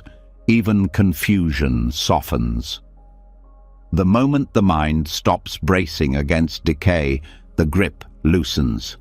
And in that looseness, space opens, a breath deeper than control, a calm untouched by outcome. The body is a teacher of this. With every breath, cells change, muscles tighten and release, skin weathers, hair grays. Trying to stop it is like trying to hold back the tide. But when you bow to the body's impermanence, it becomes sacred. Not because it lasts, but because it's fleeting. Every breath is a gift that won't repeat. Every heartbeat is a reminder to be here now, because this exact version of now won't come again. The Dharma of decay is not about giving up. It's about letting go of the illusion that anything was ever meant to be permanent. And that includes emotional states. No feeling is final, not even the ones that feel endless. Depression passes, anxiety fades, even numbness shifts eventually. Time, when allowed to move freely, carries everything with it, including the weight you thought would never lift. This doesn't mean becoming passive. It means responding without attachment, showing up fully even as things dissolve, loving deeply even knowing that what you love will change, living with presence, not because it guarantees comfort, but because it honors the truth. Death, too, is part of this teaching. Not just physical death, but the smaller deaths that happen every day.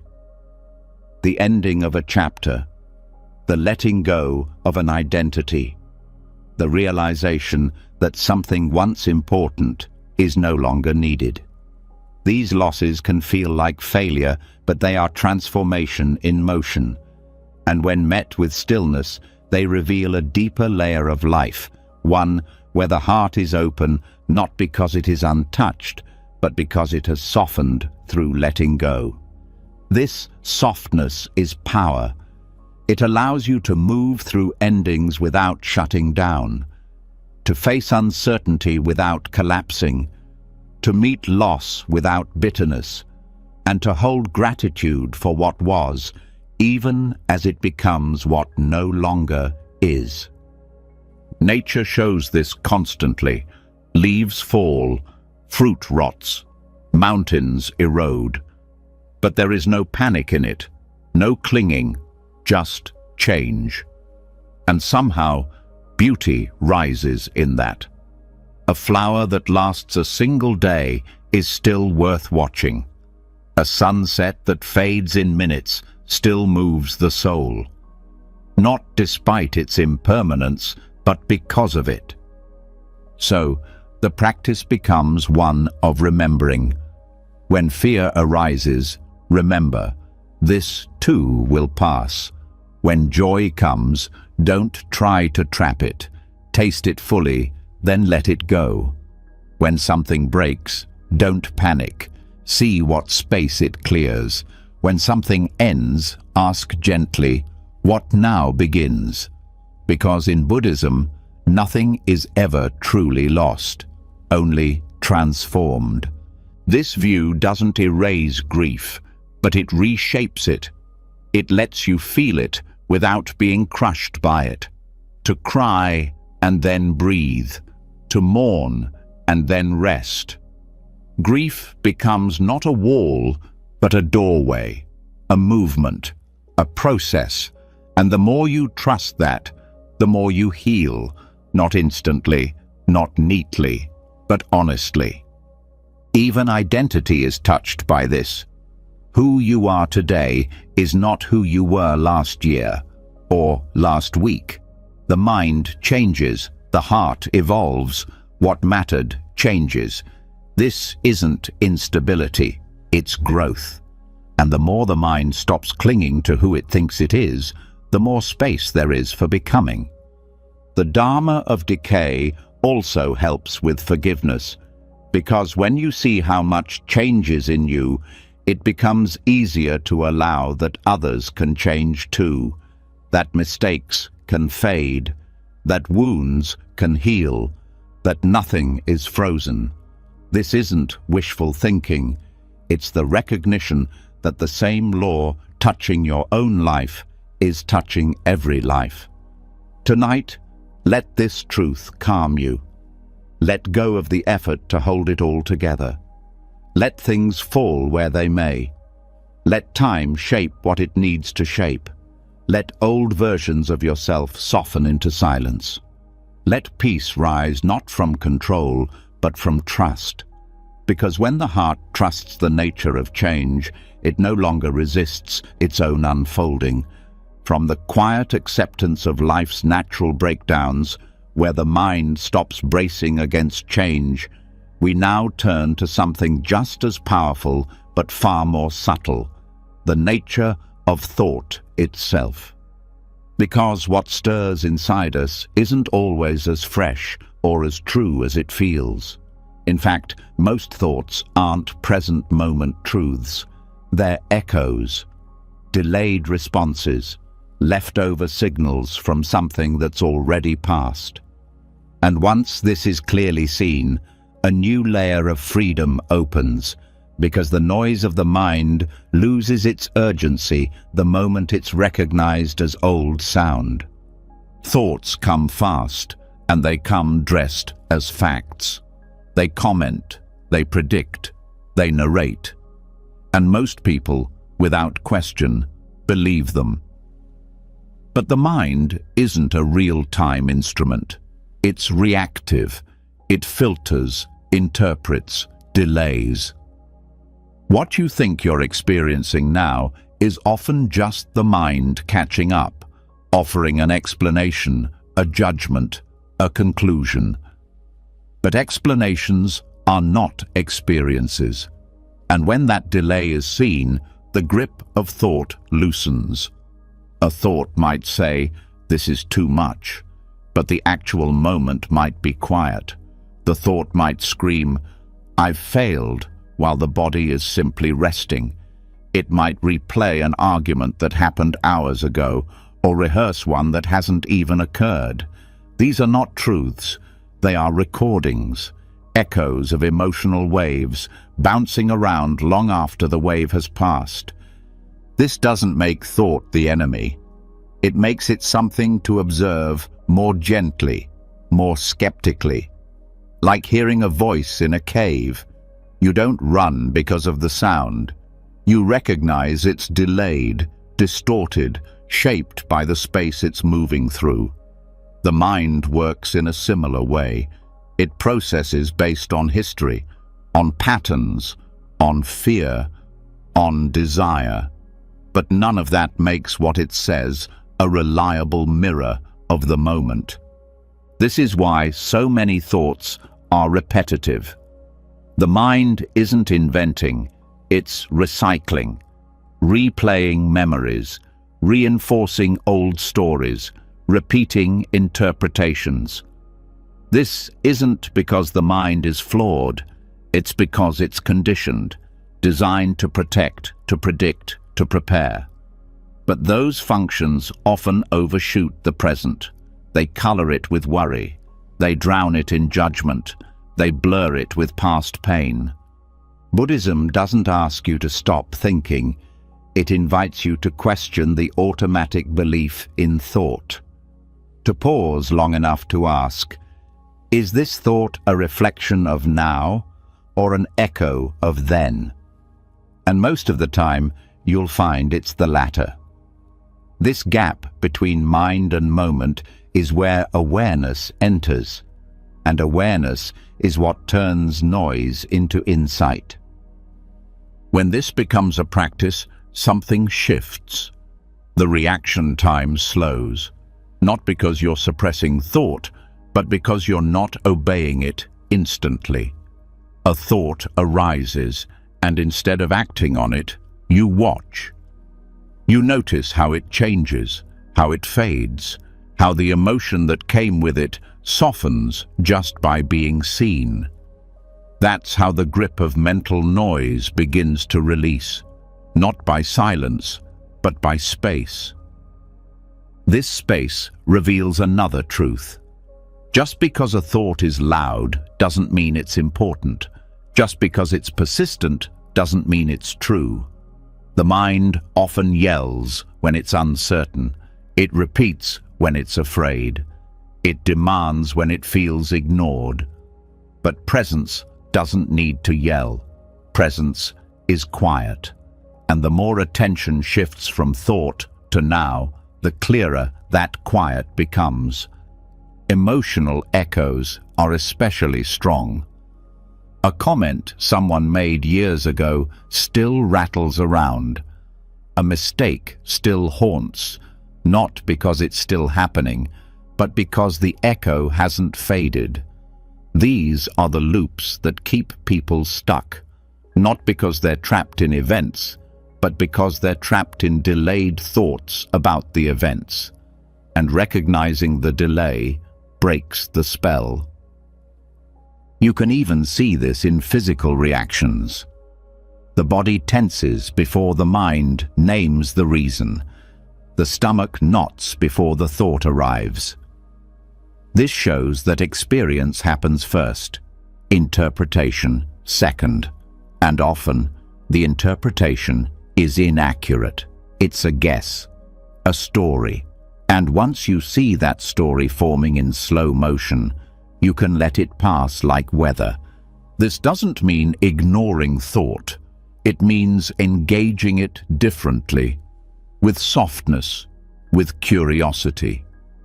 You ask not, "What does this thought want me to do?" but "Where did this thought come from?" And often it comes from habit, from the past, from fear trying to wear the mask of logic. But you don't have to believe every mask. This approach also helps in conversation. Instead of reacting to what's said, you notice the thoughts that arise. You let the initial reaction pass. You respond from clarity instead of from echo. This is how communication becomes clearer, less defensive, more grounded. Meditation helps sharpen this awareness, not by stopping thought, but by making the delay visible. You sit and the mind rushes. But over time, you see the waves come later than the breath. You feel the difference between a direct sensation and the mind's commentary about it. And in that noticing, peace begins. Because you realize the moment doesn't need to be fixed, it needs to be felt. Thoughts as echoes also explain why people sometimes feel anxious for no reason. The original cause has passed, but the mind hasn't caught up. It's still playing the old sound, and without awareness, you believe the anxiety must be about now. But it's not. It's a residue, a lag, and once seen, it can be released. The more you see thoughts this way, the more compassion arises, for yourself, for others.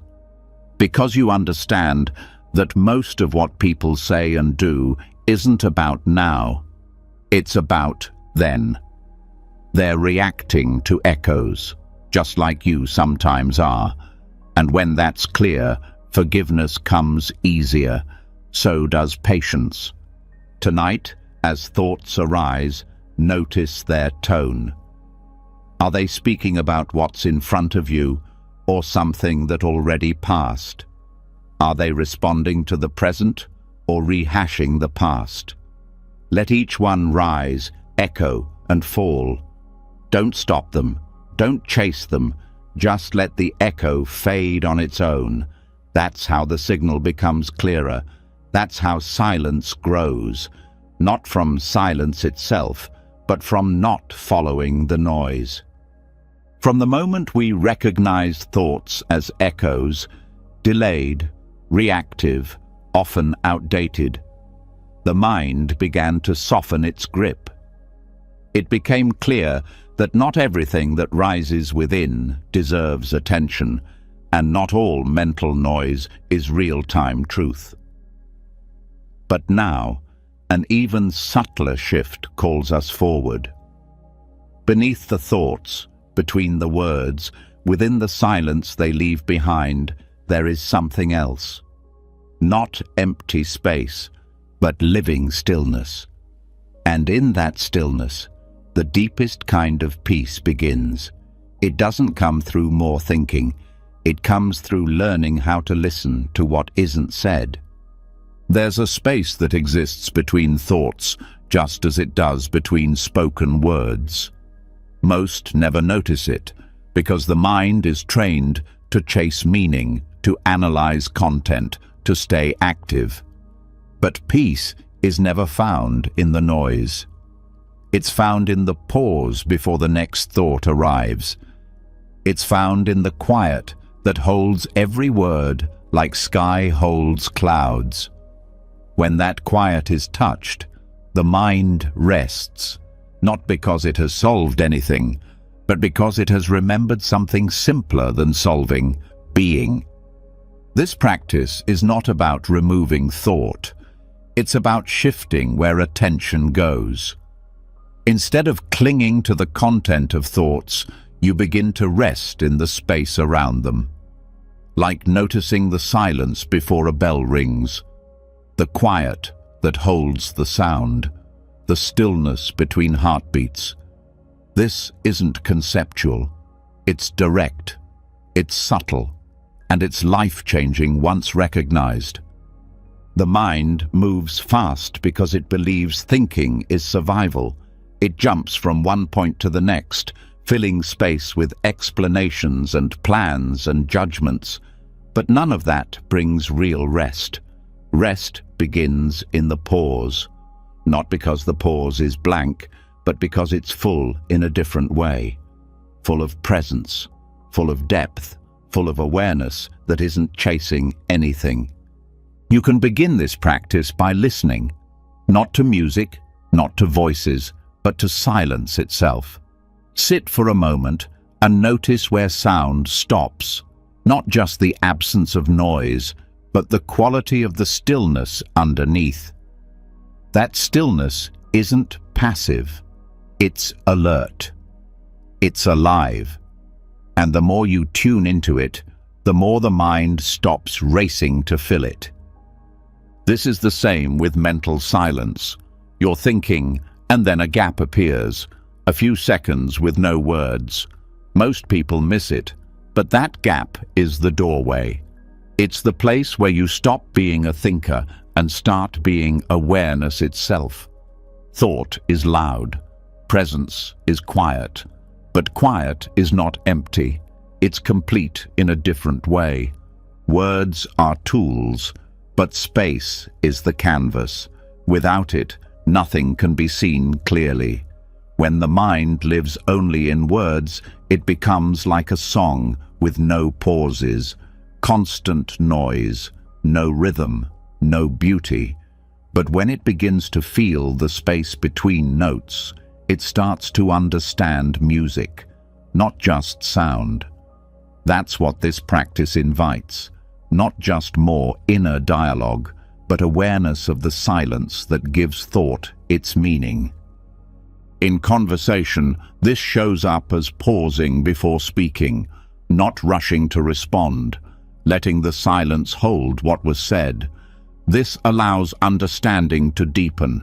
It makes room for insight, for empathy, and more importantly, it allows both people to connect without filling every second with noise. That's what makes silence powerful, not as absence, but as presence. Mental gaps can also be felt during meditation. You sit and thoughts move. One arises, then another. But between them, there's a split second of nothing, not unconsciousness, awareness without content. Stay there, not by force, but by noticing, by choosing not to follow the next thought. That's how the space grows. It becomes familiar, it becomes safe. The reason most people avoid silence is because it feels unfamiliar. But silence isn't empty, it's just different. It doesn't entertain, it doesn't perform, but it soothes something older than words. The nervous system responds, the breath slows, the chest softens, not because of anything said, but because of what's allowed to be unsaid. In this space, healing begins, because without constant thought, pain starts to unravel, tension unwinds, there's no pressure to fix, to explain, to label, just being, just presence. And in that presence, the heart speaks, not loudly, not with words, but with a knowing that doesn't need translation. Listening to mental space also trains patience, because you're no longer filling every gap. You're waiting, you're allowing, you're being still long enough to see what arises naturally rather than what the mind tries to force. And in that stillness, deeper truths emerge, not ones created by thinking, but ones revealed by silence. This is also where creativity is born. The greatest ideas come from stillness, not from constant thinking. The mind needs space to receive, to imagine, to reframe. But it can't receive if it's always speaking. Silence becomes the soil where insight grows, not by demand, but by invitation. You don't need to meditate for hours to feel this. Just pause after a sentence, breathe after a thought. Notice the gap between inhale and exhale. These are all doorways. They don't lead to more doing, they lead to presence. And the more often you walk through them, the more natural they become. Eventually, life itself starts to slow down, not because time changes, but because you're no longer rushing to fill it. You're resting inside it. You're listening to its rhythm. And life has a rhythm far more peaceful than the mind usually allows. This isn't escapism, it's deeper engagement. Silence doesn't mean retreating from life. It means entering it fully, without distraction, without distortion. You meet the moment as it is, not dressed in ideas, but bare and whole. That kind of meeting changes you. It calms not by dulling the senses, but by refining them. And from this refinement, clarity arises. Decisions become easier. Reactions soften. Relationships deepen. Not because you've done more, but because you've spoken less, thought less, and listened more, to the space, to the breath, to the quiet voice underneath the noise. Tonight, let that voice rise, not with volume, but with presence. Let each breath be heard, not just the inhale and exhale, but the pause in between. Let the silence between thoughts become a refuge, not because it hides you, but because it reveals you. From the quiet between thoughts, where stillness begins to hold its own shape, a new kind of strength starts to reveal itself. Not the strength of pushing harder or staying rigid, not the discipline of cold routines or forced silence, but something deeper, quieter, and more sustainable. Discipline that doesn't hurt, structure that doesn't choke. This is the path of the gentle warrior, the one who moves with compassion instead of control, and in doing so, discovers a calm that doesn't break under pressure. The mind has long been taught to obey through force, to be disciplined by guilt, to be controlled by harshness. Wake up earlier, do more, don't feel, push harder. And while these methods might produce results, they rarely produce peace. They leave behind a tightness, a constant inner pressure, a belief that worth must be earned through struggle. But the gentle warrior trains differently, not by yelling at the mind, but by guiding it with care, not by punishing failure, but by patiently returning again and again to the path. Discipline, when rooted in compassion, becomes devotion. It stops being a fight and starts becoming a rhythm, not something you must do, but something you choose because you see how it nourishes your calm. This kind of discipline doesn't come from fear of failure. It comes from love for clarity. It's the quiet decision to show up for yourself, not perfectly, but consistently. The gentle warrior wakes not to beat the world, but to meet it. Their morning sits in stillness, not because it's required, but because it reminds them who they are beneath the noise. Their movements are not rushed. Their words are not wasted. They do not sprint through life to prove their value. They move with presence because that's where peace lives. This path doesn't reject structure. It reclaims it. It sees routine not as a prison, but as a frame that holds something sacred. A morning walk, a moment of silence before meals, a pause before replying. These aren't rigid rules. They're gentle rituals. They hold space for awareness to bloom, and in that awareness, the mind stops spinning. Compassionate discipline also changes how you handle your own emotions. When the mind is wild, the harsh inner voice wants to shout it down. You shouldn't feel that.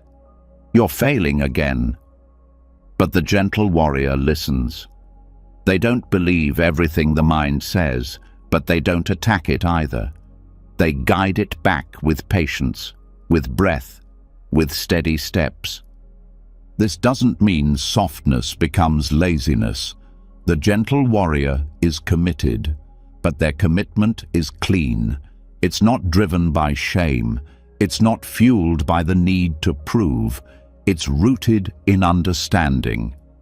They've seen what happens when the mind is left untrained, how it creates suffering, how it clings, how it panics. So they stay with the practice, not to earn peace, but to return to it. Mindful discipline is also forgiving. When you miss a day, it doesn't spiral into failure. When the mind wanders, it's not punished. It's noticed and returned. This return is the practice. It's not about perfect attendance. It's about constant willingness. That's how calm becomes stable. Not through control, but through compassion that never leaves. This approach also shifts how you treat others. When you no longer demand perfection from yourself, you stop demanding it from them. You understand that everyone is trying, everyone is learning, everyone forgets, and everyone returns. This creates space in your relationships.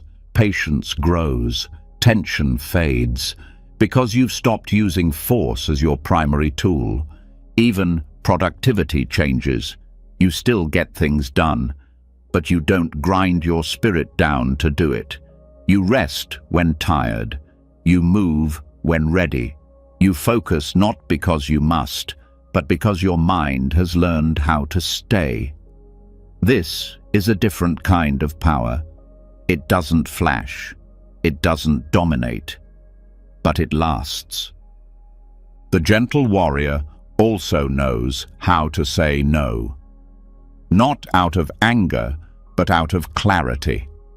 Not because of rules, but because of alignment. They choose what nourishes their inner stillness and let go of what disturbs it. And in doing so, their life becomes simpler, not smaller, but more deliberate. Each action flows from awareness, not urgency. There's a strength in this that most people miss. A quiet resolve, a silent discipline. You won't always see it on the surface, but it's there in the way they breathe through difficulty, in the way they return to the mat, even when distracted, in the way they speak kindly to themselves after a setback. That's the warrior in them, not the fighter, but the one who never stops returning to the present. Over time, this kind of discipline shapes the nervous system. The body stops bracing all the time. The mind stops fearing stillness. The heart softens into a rhythm of care, not because everything is easy, but because the relationship with challenge has changed. It's no longer about domination, it's about devotion. This discipline is taught in every breath. Every time you sit, even when distracted. Every time you pause instead of react. Every time you hold space for silence instead of filling it with noise. Each moment becomes a training. Each return becomes a muscle. And over time, your mind becomes steady. Not silent all the time, but quiet enough to listen, calm enough to choose. Tonight, let your discipline be gentle. Let it guide you back without judgment. Let it walk beside you instead of dragging you forward. Let your strength come not from how loud you are, but from how soft you remain when everything else gets loud. From the quiet power of compassionate discipline, where force is replaced by presence, we now enter the smallest movements of daily life, the ones most overlooked, the ones that often pass in a blur. This is where practice deepens, not in grand efforts, but in subtle choices. And one of those choices is attention. Not just focused effort, but a soft, continuous attention that flows through everything. This is the tea ceremony of attention, a way of turning life itself into meditation, not through retreat, but through the way you touch each moment. There is something sacred in simplicity, not because it's dramatic or profound, but because it's fully lived. The act of making tea becomes a doorway, not for tea's sake, but for what it reveals about the quality of awareness behind every motion. You fill the kettle, you wait, you pour, you hold the cup. And if attention is fully present, each step becomes rich. Time slows, the senses awaken, and the mind, which is used to rushing, begins to soften. This isn't about doing something unusual, it's about doing the usual in an unusual way, with presence, with care, with stillness behind the movement. It's not the task that transforms you, it's how you do it. The same could be said for washing a dish, folding laundry, putting on shoes.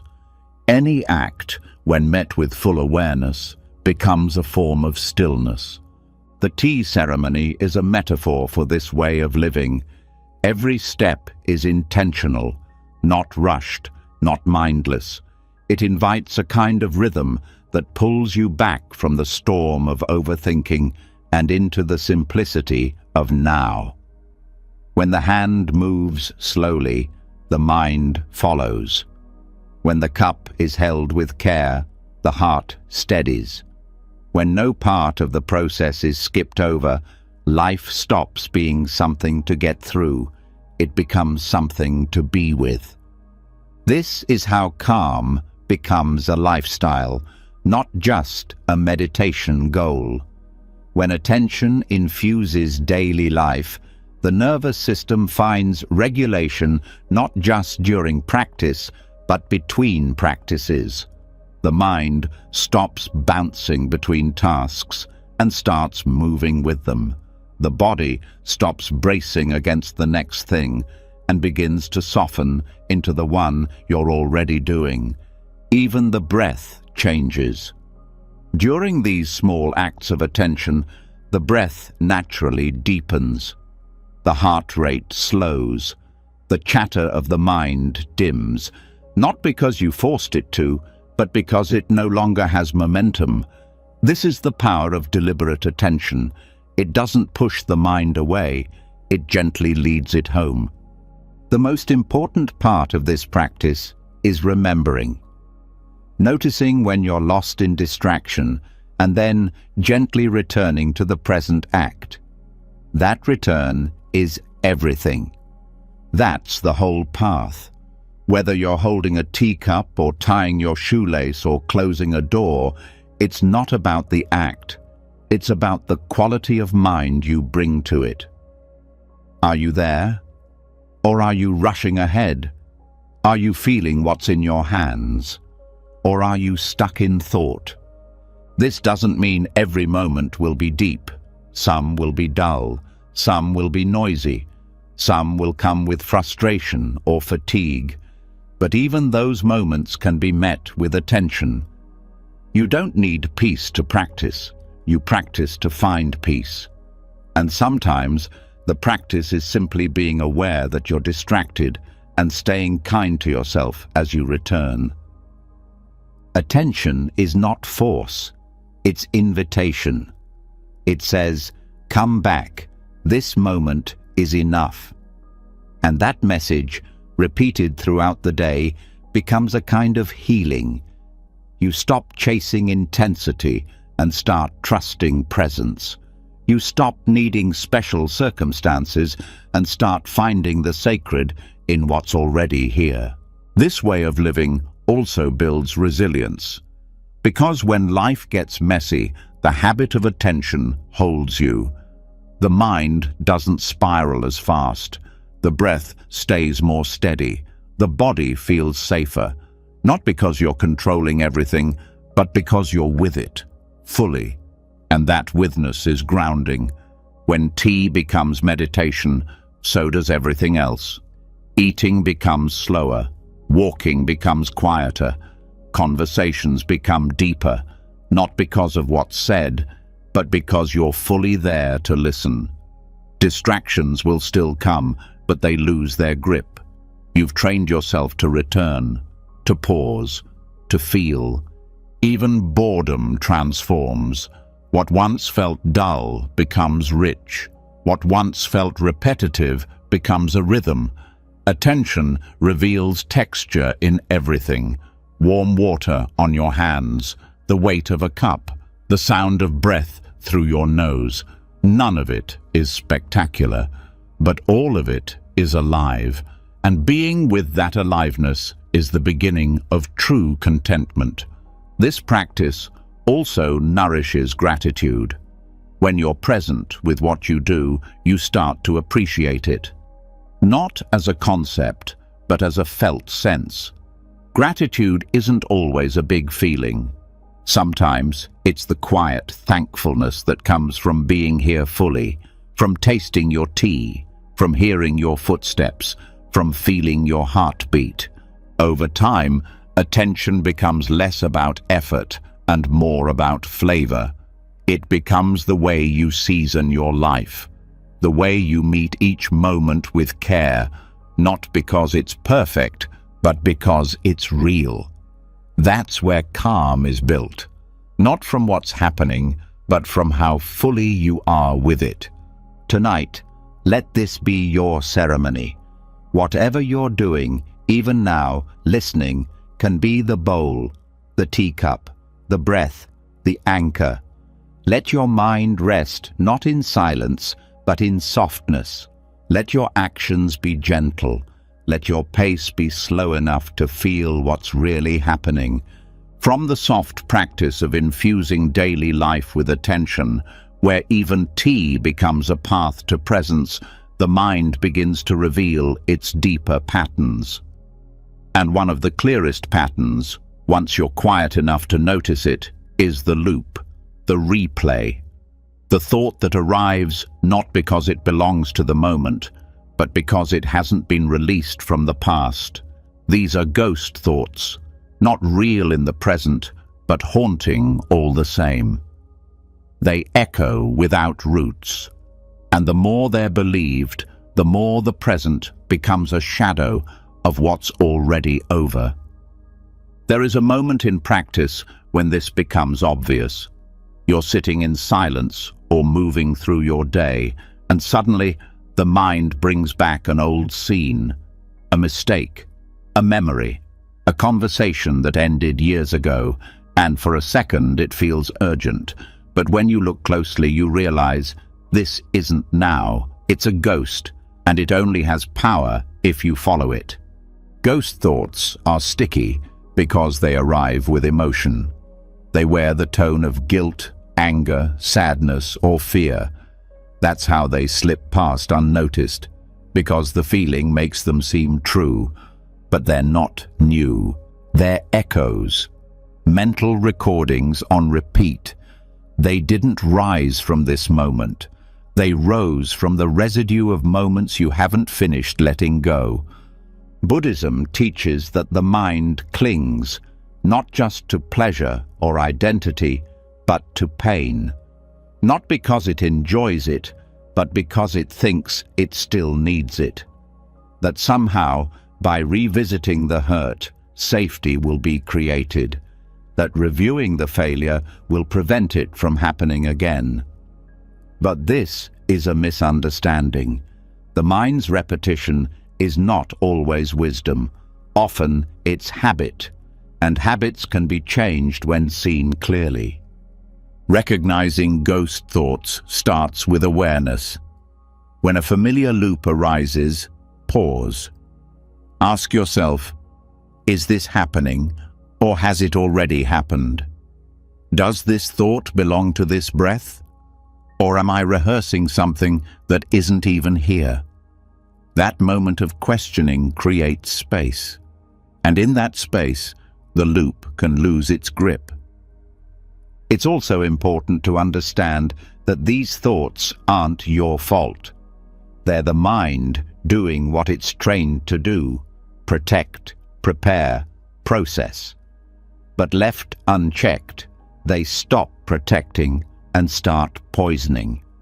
They whisper things like, "You should have known better," or "They were wrong and you never got closure." But these whispers don't serve you. They trap you in cycles that have no present tense resolution. Ghost thoughts thrive in silence unless that silence is conscious. They need unawareness to survive. But when the light of mindfulness shines on them, they begin to dissolve. Not because you forced them out, but because they can't stand in the truth of the present moment. They lose power when you stop arguing with them, when you stop replaying them, when you stop making them real again by feeding them your attention. You don't have to fight them. Fighting gives them energy. You observe them. You say, "Ah, this again," and you return to breath, to body, to sound, to now, and they pass. Not because you won, but because you stopped feeding the echo. This practice becomes easier over time. You start to recognize the flavor of certain thoughts. You feel the familiar tug of an old story and know it's just that, a story. You don't need to rewrite it. You just stop rereading it. And when new pain arises, because it will, you meet it differently. You allow it, feel it, move through it fully, so it doesn't turn into another ghost. You process in real time. You cry when the moment calls for it. You speak when the truth is ready. You don't bury it, because what's buried becomes a haunting. What's felt becomes released. Many people live surrounded by these ghosts, unknowingly dragging the past into every room, every relationship, every decision. Not because they want to, but because they never learned to recognize the repetition. They confuse familiar pain with current truth, but they're not the same. When you learn to recognize this, your internal space clears. The mind becomes lighter. Emotions no longer stack on top of each other. You begin to experience now as it is, not as a filter through yesterday. This changes how you respond to others. You stop assuming every tone is personal. You stop projecting old wounds onto new faces. You stop carrying other people's voices in your mind as if they still belong there. Not because you suppress them, but because you've honored them and let them go. Ghost thoughts often return during stillness, not because stillness creates them, but because stillness reveals them. And that's a gift, because only what is seen can be released. You begin to notice your mind looping a conversation from 10 years ago and realize it's not a sign of something wrong. It's a call to return, to now, to the truth that there is nothing left to fix in that moment, because that moment no longer exists. Even your identity can be shaped by ghost thoughts. I'm not someone who, or I always mess up when. These aren't truths. They're memories disguised as rules, and when those memories are no longer fed, identity becomes freer. You stop being the sum of what happened. You start being the sum of what's aware. Tonight, let this be your practice. Not to chase away the ghosts, just to see them clearly. To notice what arises and ask gently, is this a visitor from now or a shadow from before? If it's a shadow, you don't need to banish it. You just stop walking into it. You let it float past like smoke, like wind through an open window. Now that ghost thoughts have been seen for what they are, echoes of what's already passed, the mind begins to breathe again, lighter, less entangled. But beneath even those repetitive loops lies something deeper, something quieter, yet far more influential. The constant story of me. The identity that forms like a sand mandala, each grain carefully shaped by memory, emotion, culture, fear, desire. And like a mandala, it's intricate, beautiful, but not built to last. Tonight we walk into that design, not to destroy it, but to let it dissolve. Not out of loss, but to find peace beneath the image of who we think we are. Most of what we believe about ourselves didn't start with us. It was given, repeated, shaped, over years, through words from parents, expectations from society, reactions to praise or pain, and slowly those impressions solidified. I'm the anxious one. I'm the strong one. I always mess this up. I never finish what I start. These labels became identity, and identity became habit. But the danger isn't just in the label, it's in the belief that it's permanent. Fixed identity creates tension, because it tries to freeze something that is always moving. The mind, like everything else, is fluid. But when it believes this is just who I am, it builds walls. And those walls become prisons. They resist change. They fear being challenged. They defend instead of soften. And over time, that defense becomes exhaustion. Buddhism doesn't teach you to become someone better. It invites you to see there was never someone fixed at all, just sensations, thoughts, tendencies, shifting like wind patterns, flowing like rivers. No solid self, only the illusion of one, formed by repetition and reinforced by clinging. When this is seen clearly, something incredible happens. The pressure to always be yourself begins to ease. You stop performing for an imaginary audience. You stop protecting an image that doesn't need to be real. And peace rushes in. Not because you've become more, but because you've let go of needing to be anything specific at all. This doesn't make you empty. It makes you spacious. Without a fixed identity to guard, you become more present, more flexible, more honest, not trying to match a story, but responding to what's real. You don't have to be the calm one. You don't have to be the broken one. You just are what's true in this moment. And that truth can change, breath by breath. The metaphor of the sand mandala helps here. In Tibetan tradition, monks spend hours, sometimes days, crafting a mandala from colored grains of sand, intricate, beautiful, and when it's finished, they sweep it away, not in sadness, in understanding that nothing is meant to stay, that beauty can exist without attachment, that peace comes not from preservation, but from participation. Your identity is like that, something shaped over time, something that can be appreciated, but also something that must be allowed to shift.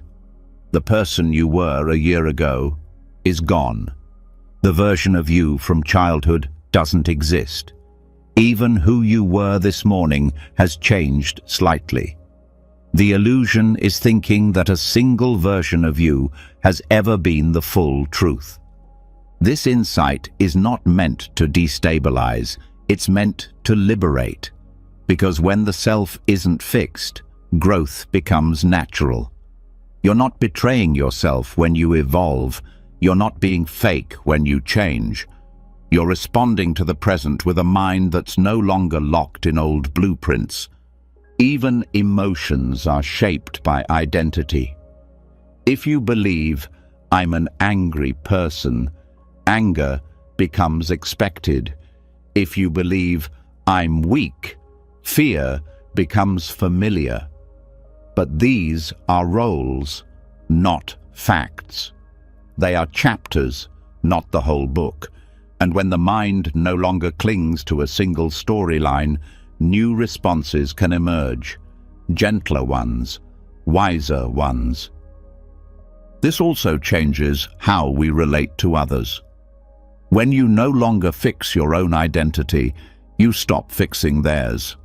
You stop seeing people as static labels, the difficult one, the selfish one, the one who always disappoints.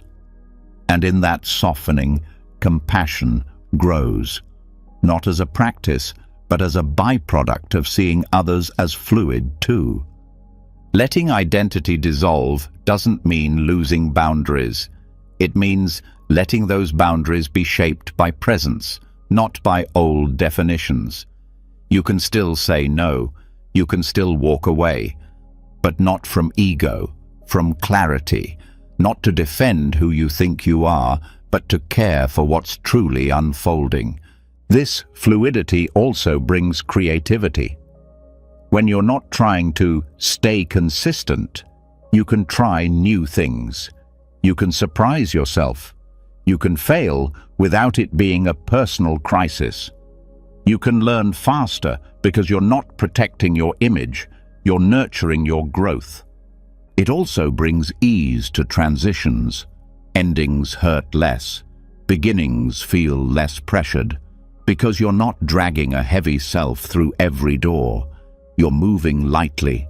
You're letting the story breathe. You're seeing each day as part of the mandala, not the final version, but one part of a living design that's meant to shift. Meditation reveals this gently. Sit long enough and you'll see it, how the sense of me flickers, how it tightens with thought, how it relaxes with breath. Some moments it vanishes entirely, and what remains is not absence. It's peace. A presence without label, a quiet without border, a mind without armor. In this space, fear also loses its edge. Because most fear is about the self. Fear of being hurt. Fear of being seen. Fear of being not enough. But when the self is not held so tightly, those fears don't stick. They pass through like wind through open windows. Not because you are detached, but because you are no longer holding anything too tightly. Tonight, Let your story be sand. Let it fall. Let it scatter. Not as erasure, but as freedom. You are not the one you were yesterday. You are not the one your thoughts describe. You are not your pain. You are not your past. You are something softer, something closer to the breath than to the name. From the soft release of identity, where the self no longer clings to labels or stories, something deeper and more primal begins to call, not from within the mind, but from outside it, from the body, from the earth, from the spaces where thinking fades and rhythm speaks. This rhythm has no words, but it has a language the nervous system remembers. Tonight, we breathe not to control the body, but to rejoin it with the world. We learn to breathe with trees, slowly, fully, quietly, and in doing so, we begin to calm not just the mind, but the whole system that holds it. There is something about trees that steadies the nervous system before a single thought appears. Their stillness speaks to a different kind of intelligence. Their movement, guided only by wind, sun, and time, invites a slower rhythm, one that has no urgency, no resistance, no performance. And this rhythm is not separate from you. It's the rhythm your breath knew before it was trained to rush. The nervous system responds to rhythm more deeply than words. Breath is its first language, and when breath becomes fast and shallow, the body enters alert mode. Even without danger, the mind begins to scan, muscles tighten, thought becomes more rigid, but when breath slows, the signal changes. Safety returns, presence reawakens, and one of the most effective ways to remember that slow breath is to watch nature, because it has never forgotten. When you watch the branches of a tree rise and fall, or the leaves move in waves, or the grass sway with wind, you begin to sense a rhythm beneath it all. It's not mechanical. It's not forced. It's slow, but it's alive. The same rhythm exists in your body, but stress, noise, and overstimulation pull you out of it. And every time you return, it's not a correction, it's a reunion. Breathing with trees is not about copying their form, it's about matching their pace, feeling how long it takes for a branch to rise and letting your inhale rise with it, not to manipulate breath, but to extend it naturally. Letting your exhale drop with the wind. Letting the rhythm of earth remind the rhythm of body how to slow down. This isn't visualization, it's entrainment, a biological process where systems sync. Just like clocks placed near each other eventually align, your nervous system begins to align with the environment around it. This is why spending time in nature is healing, not because of what you do there, but because of what you stop doing. You stop rushing, you stop bracing, you stop performing, and the breath returns to its original intelligence. As this rhythm returns, the mind begins to soften, because thought is influenced by breath. When breath is calm, thought follows. When breath is steady, reactivity fades. And over time, this becomes less a practice and more a default. You start living from a slower baseline, a quieter home frequency, one where the body feels safe and the mind stops scanning for threats. Trees don't rush, they don't overcorrect, they don't seek perfection. They respond to what's here. If there is wind, they move. If there is sun, they open. If there is darkness, they rest.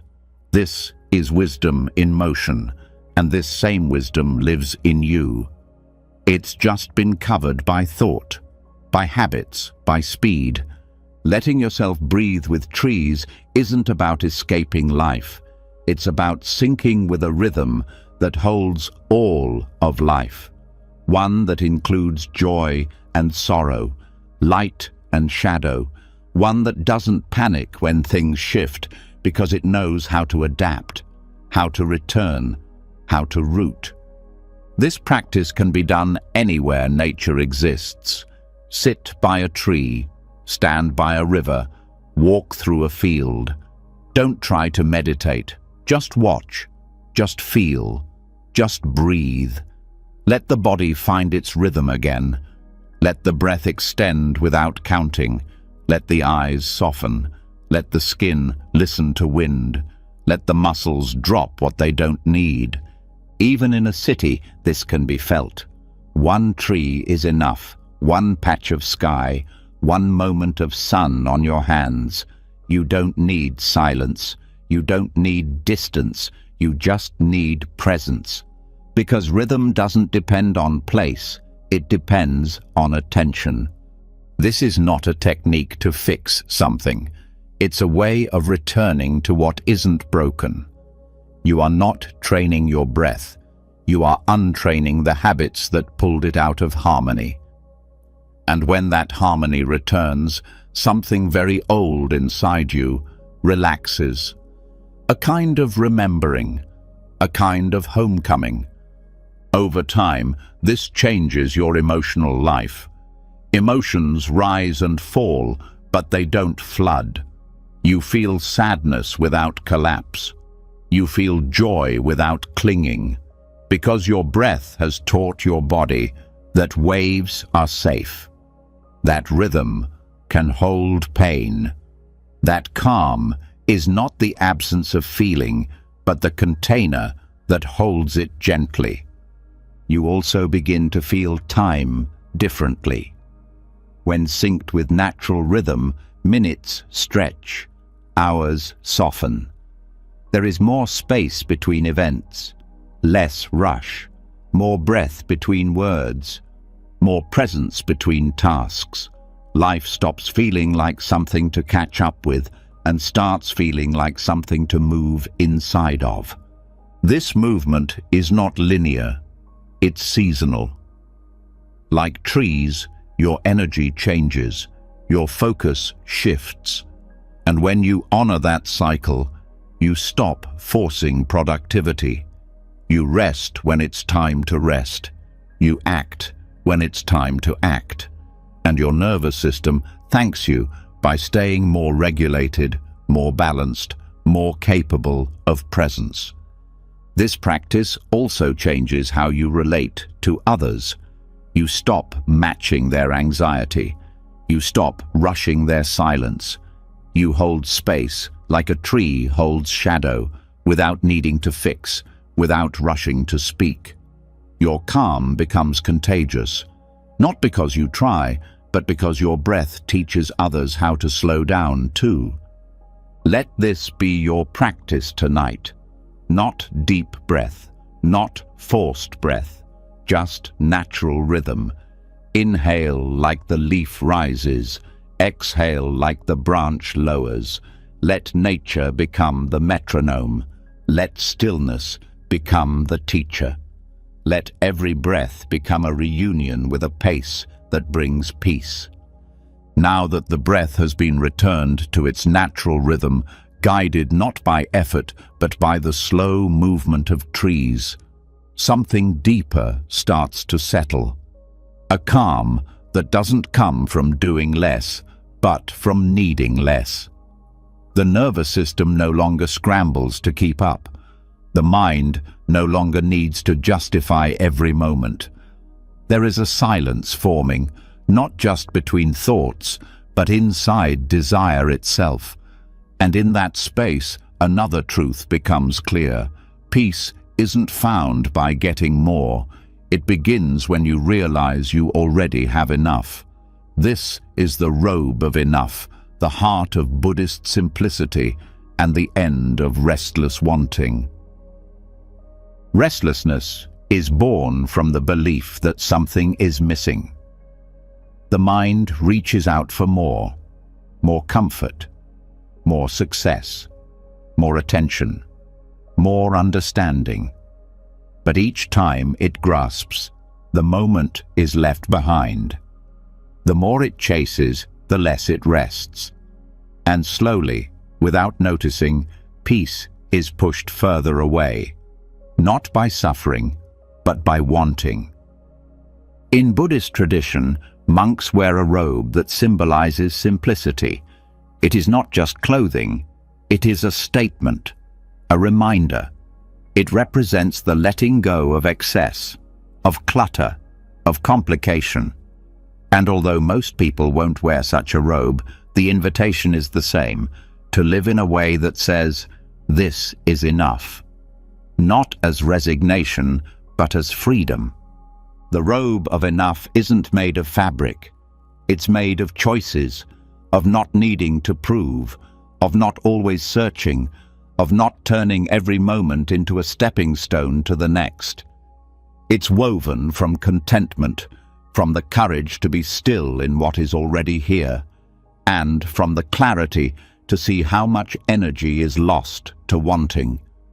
The world encourages constant hunger, for upgrades, for answers, for recognition.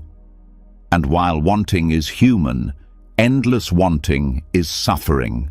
It fragments the mind. It fills quiet moments with tension. It turns life into a race that never finishes. But when simplicity is embraced, not as minimalism for aesthetics, but as presence over possession, space returns, thought slows, breath deepens, and the heart feels lighter. Living simply doesn't mean giving everything away. It means not giving your peace away to things that don't matter. It means choosing what serves your clarity over what feeds your craving. It means saying yes with care, saying no with ease. It means knowing when enough has been reached, not because there's nothing left to want, but because more won't bring more peace. You begin to notice this in small ways, when one cup is enough, when one response is enough, when one breath is enough. And that enough creates spaciousness. It softens the grip, it untangles the nerves, it lets the moment be whole without needing to be improved. This doesn't mean you stop growing. Growth continues, but it's not driven by lack. It's not fueled by shame. It's shaped by presence. You plant seeds not because you're empty, but because life moves forward. And when enough is your foundation, every step becomes a gift, not a demand. Even relationships change. You stop needing others to complete you, to always agree, to always show up a certain way. You love more freely, because love is no longer a transaction. It's a reflection of your own fullness, and that kind of love doesn't suffocate, it breathes. Simplicity also changes how you handle discomfort, because when the need to escape it lessens, it becomes easier to stay. You no longer require every moment to be pleasant. You're not constantly bargaining with now to get to better. You meet what is without resistance, and in that meeting, rest arises. Simplicity clears the mind, because complexity drains it. Each unnecessary choice steals attention. Each extra possession demands energy. Each false need creates pressure. But when the robe of enough is worn, when you begin living with what serves rather than what distracts, the noise fades, the clutter clears, and what's left is something closer to truth. This doesn't require perfection, it requires honesty. To look gently at what you've been chasing, to ask what it's costing, to see if the wanting has brought peace or restlessness, and if it's the latter, to choose a different rhythm, one that honors your needs without feeding your cravings. You can start anywhere, by pausing before adding one more thing, by asking if this next yes supports your calm or steals it, by creating a little more space in your day, in your mind, in your home. Not to impress anyone, but to return to what's real. This practice doesn't need to be declared. It needs to be lived, quietly, steadily, in the way you move, in the way you breathe, in the way you greet what you already have as if it were enough, because it is. When this becomes your habit, rest is no longer a reward. It's a baseline, a way of being, not a break from being. And when life gets loud again, as it will, you'll have a place to return to. Not a place outside, but a feeling inside. The robe of enough. The stillness of not needing more. The clarity of letting go before being forced to. The peace of knowing what matters. Let this robe be yours tonight. Let it wrap around your thinking. Let it loosen the grip of striving. Let it say to your nervous system, "We are already home." And let every breath from here be a gesture of trust that the present moment is not incomplete. It's already full. From the stillness that grows in the robe of enough, where desire softens and presence expands, a quieter voice begins to emerge.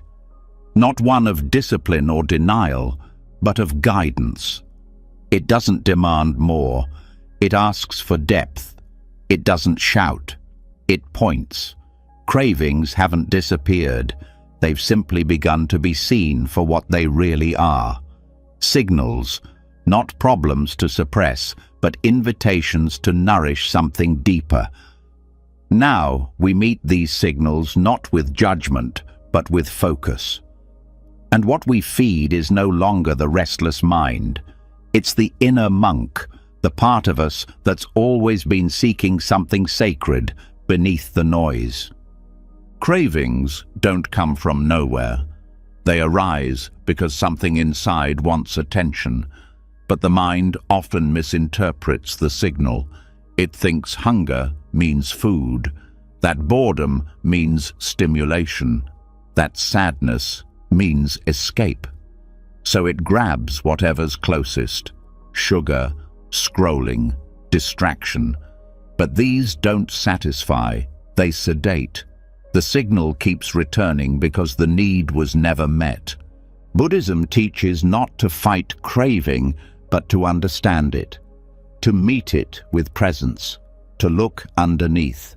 Because craving is not the enemy, it's the messenger, and the message is always the same. Something needs care. When you start to listen deeply, cravings become less chaotic. They start pointing inward, not outward. They start leading you toward devotion, not distraction. Devotional focus isn't religious, it's relational. It means choosing to pour your energy into something that brings depth instead of noise. It means turning craving into curiosity. Not asking, "How do I get what I want?" but "What is this really asking for?" That's how craving becomes clarity. When you stop feeding it with what's easy and start responding with what's true. This response begins in awareness. The moment craving arises, you pause, not to stop it, but to witness it, to hold it, to feel it fully, not follow it blindly. You name it, you breathe with it, you ask, "What is this craving pointing to?" And often, the answer is not in the object, but in the feeling, in the disconnection, in the absence of attention. The inner monk doesn't reject the body. It honors it. It doesn't shame the mind. It trains it. And it doesn't ignore craving.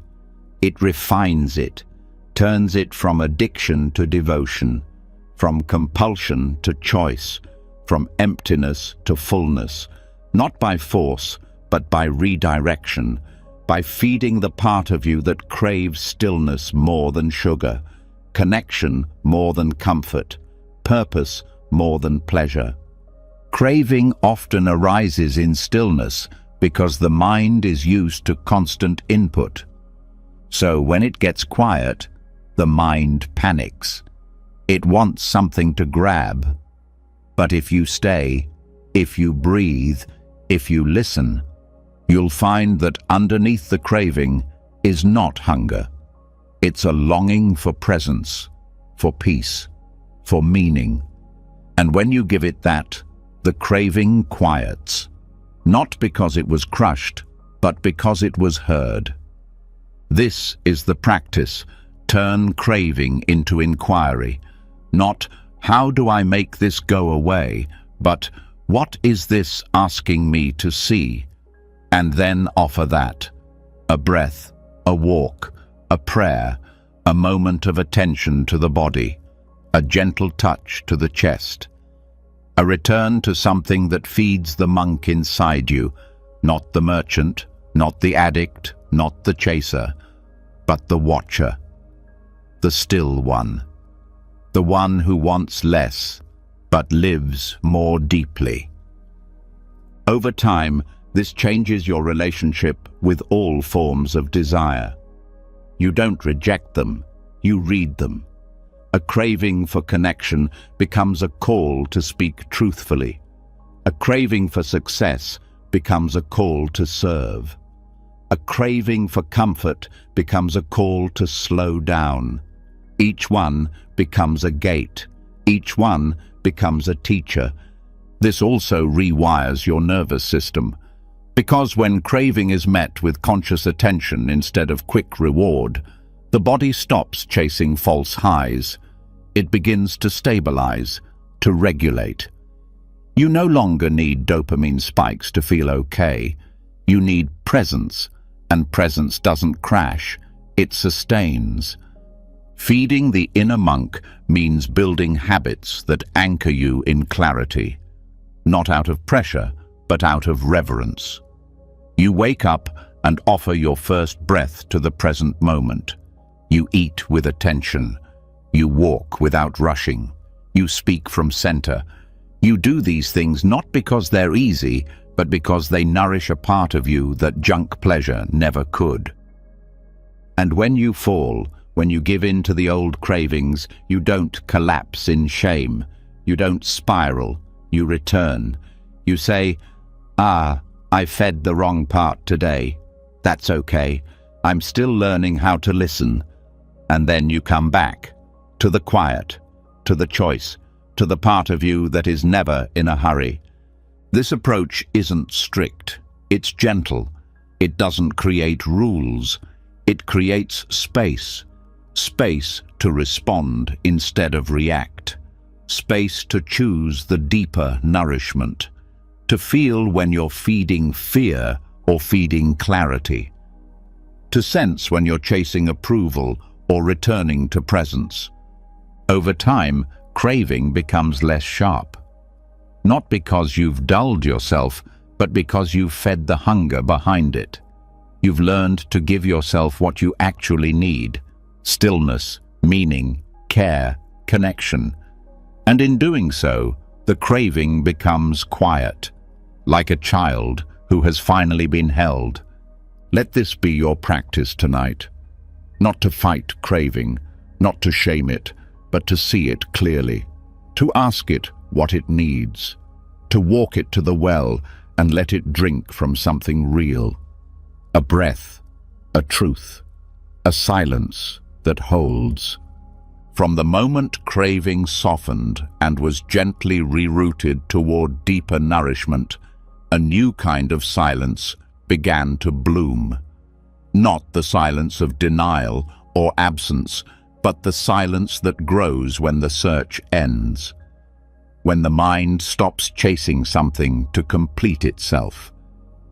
In that stillness, something else becomes visible. An old habit, often unnoticed, that causes quiet suffering. The habit of holding tightly to I. The belief in a fixed, personal self that must defend, prove, perform, and solve everything before it can rest. But tonight, there is nothing left to solve. Only the invitation to sleep in the Buddha's shadow, where non-self becomes not an idea to understand, but a soft place to lay down all that has been carried. The concept of non-self, or anatta, is one of the most misunderstood teachings in Buddhism. It's not a denial of experience, nor a statement that nothing exists. It's a pointer, a quiet pointing away from the illusion that there is a permanent, unchanging core inside you that must always be in control. And when that illusion fades, peace begins. Because what kept the mind awake was not the day's events. It was the sense that everything was happening to you, that you were responsible for fixing it all, that you had to carry the weight of being someone. But if the idea of you is allowed to dissolve even slightly, the grip releases. Thoughts still arise, but they are not yours. Emotions move, but they do not define you. There is no owner, no possessor, no fixed identity to protect, just the flow of life. And in that realization, the body starts to rest, not just physically, but deeply. Because what could the self defend if there is no self to defend? Before sleep, this is a powerful doorway. Because nighttime is when the stories come strongest. Regrets, plans, self-judgment, mental loops about what should have been said or done. But each of those stories depends on a central character, I. Without that character, the plot collapses, the mind unravels, and peace is what's left. This is not about erasing your life or pretending nothing matters. It's about loosening the identification, shifting from I failed to failure arose, from I am anxious to anxiety is present, from I must fix everything to this moment is happening. Each shift removes a hook from the identity, and with every unhooking, sleep comes closer. Even in science, identity is seen as a construct. Neurologically, the sense of self is built from memory, language, perception. It's a function, a convenience. It helps us move through the world, but it is not fixed. It is not real in the way pain feels real or breath feels real. It's a mask that becomes mistaken for a face. When this is understood, not intellectually but experientially, the heart softens. You realize you are not your name, not your habits, not even your roles. You are not the voice in your head that's worried. You are the space in which the voice arises. You are the stillness that watches the story play out. And from that place, fear dissolves, not because it's been defeated, but because it has no one left to cling to. As you lie down to sleep, try this. Instead of reviewing your day, watch the thoughts without a center. Let them appear like clouds and fade without naming them. Feel the body without saying, my body. Sense the breath without claiming it as mine. Let everything be. Not yours, not about you, just present. The nervous system, once freed from identity, begins to regulate. Muscles relax without trying. The breath deepens without effort. Because the pressure to be someone, to carry something, to achieve something, even in sleep, has been released. You are no longer holding yourself up. You are being held. Non-self is not emptiness. It is freedom. It is not dissociation. It is intimacy with all things, because there is no boundary between you and them. When the I steps back, the world steps in. Sound becomes clearer, breath becomes fuller, and every moment becomes enough, including this one. There's no need to rehearse who you'll be tomorrow, no need to replay who you were today. Those are costumes, temporary, useful for a while, but not needed now. The sleep that comes in the shadow of the Buddha is the sleep of letting go of roles, letting go of past, letting go of future. What remains is presence so still, it no longer needs to be called anything.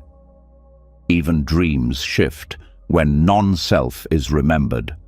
The mind no longer needs to run stories of conflict and self-preservation. It can drift, float, rest in awareness that doesn't separate experience from experiencer. It becomes the breeze, the wave, the quiet. Let this be your final practice tonight. Not a doing, not a fixing, just a soft resting in the truth that you do not need to carry yourself into sleep. Sleep will arrive, not because you chase it, but because there is no one left chasing. The bed will hold the body, the breath will hold the rhythm, and the space of no self will hold the peace. There is no you left to impress, no you left to repair, no you that needs to figure anything out before rest is allowed. All that is needed now is presence, open, empty, whole. And as the night deepens, that presence will carry you gently into sleep. From the soft place where identity dissolved and no one was left to carry the weight of the day, the body finally began to surrender. Thoughts didn't need to stop for peace to arise. They simply lost their grip. The craving to control, to explain, to become something vanished into stillness. But even here, as sleep draws near, thoughts may continue to come. They drift, they return, they flicker. And this is where one final invitation appears. What if every thought could be seen without judgment? What if the mind, instead of resisting or reacting, became a mirror with no dust? This is a Zen metaphor, the mirror that reflects without distortion. It doesn't prefer one image over another. It doesn't hold on to what appears. It doesn't resist what enters. A spotless mirror sees clearly, not because it tries harder, but because it doesn't add anything extra. No stories, no analysis, no inner dialogue about how the reflection should be. And this is the heart of true calm. Not a mind without thoughts, but a mind that no longer adds judgment to them. Judgment is the first crack in peace. Not the thought itself, but the commentary that follows. A thought arises, maybe sadness, maybe fear, maybe a memory, and almost immediately the mind speaks. This shouldn't be here. Why am I still thinking about that? What's wrong with me? But none of that commentary is the original thought. It's dust, and the more dust that settles, the harder it becomes to see clearly. To see without judgment is not to become passive, it is to become precise. To know the difference between what arises naturally and what the mind adds on top. This is the difference between pain and suffering. Pain is the original feeling. Suffering is everything the mind builds around it. When the mirror is clean, pain is still pain, but it doesn't stick. It passes through, just like a cloud reflected on a lake. This clarity doesn't require silence. It requires honesty. To say, A thought has come without saying, "This means I'm broken." To say, "There is tension," without saying, "I must be failing at calm." This is the mind returning to its original state, not empty of thought but free from struggle. You can practice this anytime, right now. As you listen, thoughts are moving through, some clear, some tangled, but none of them need judgment. They don't need fixing. They don't need labeling. They don't need to be chased or feared or held onto, just seen, like wind moving across water, like shadow passing over a mountain, just noticed and let be. This changes the nervous system, because what creates stress isn't just the thought, it's the fight against it, the tension of resistance. But when the thought is allowed to pass through the mirror without commentary, the body stays calm. The breath remains steady. The system stays open. Even so-called negative thoughts lose their sting this way. Anger is just a pulse. Fear is just a signal. Shame is just an echo. But if none of them are believed or judged, they lose their shape. They pass like sound, not like storms. The mind remains clear, not because nothing enters it, but because nothing sticks to it. This is why Zen teaches presence without preference. Not to be numb, but to stop pushing and pulling, to let joy come without clinging, to let sadness come without shrinking, to see both as movements of weather, not definitions of who you are, because who you are is the mirror, not what appears on it. Thoughts may keep coming, that's their nature, but you don't have to follow, you don't have to analyze, you don't have to make meaning out of every one. Some thoughts are just echoes, some are old habits, some are noise, but none of them are truth until you call them truth. None of them define you unless you grab hold. Seeing without judgment also changes how you speak to yourself. The inner voice softens, the harshness fades. Because you've stopped attacking the messenger, you've stopped assuming that every mental appearance is a flaw. You've begun to trust your awareness more than your analysis. This trust deepens over time. It becomes instinct. The moment judgment starts to form, you see it too. You don't push it away, you watch it.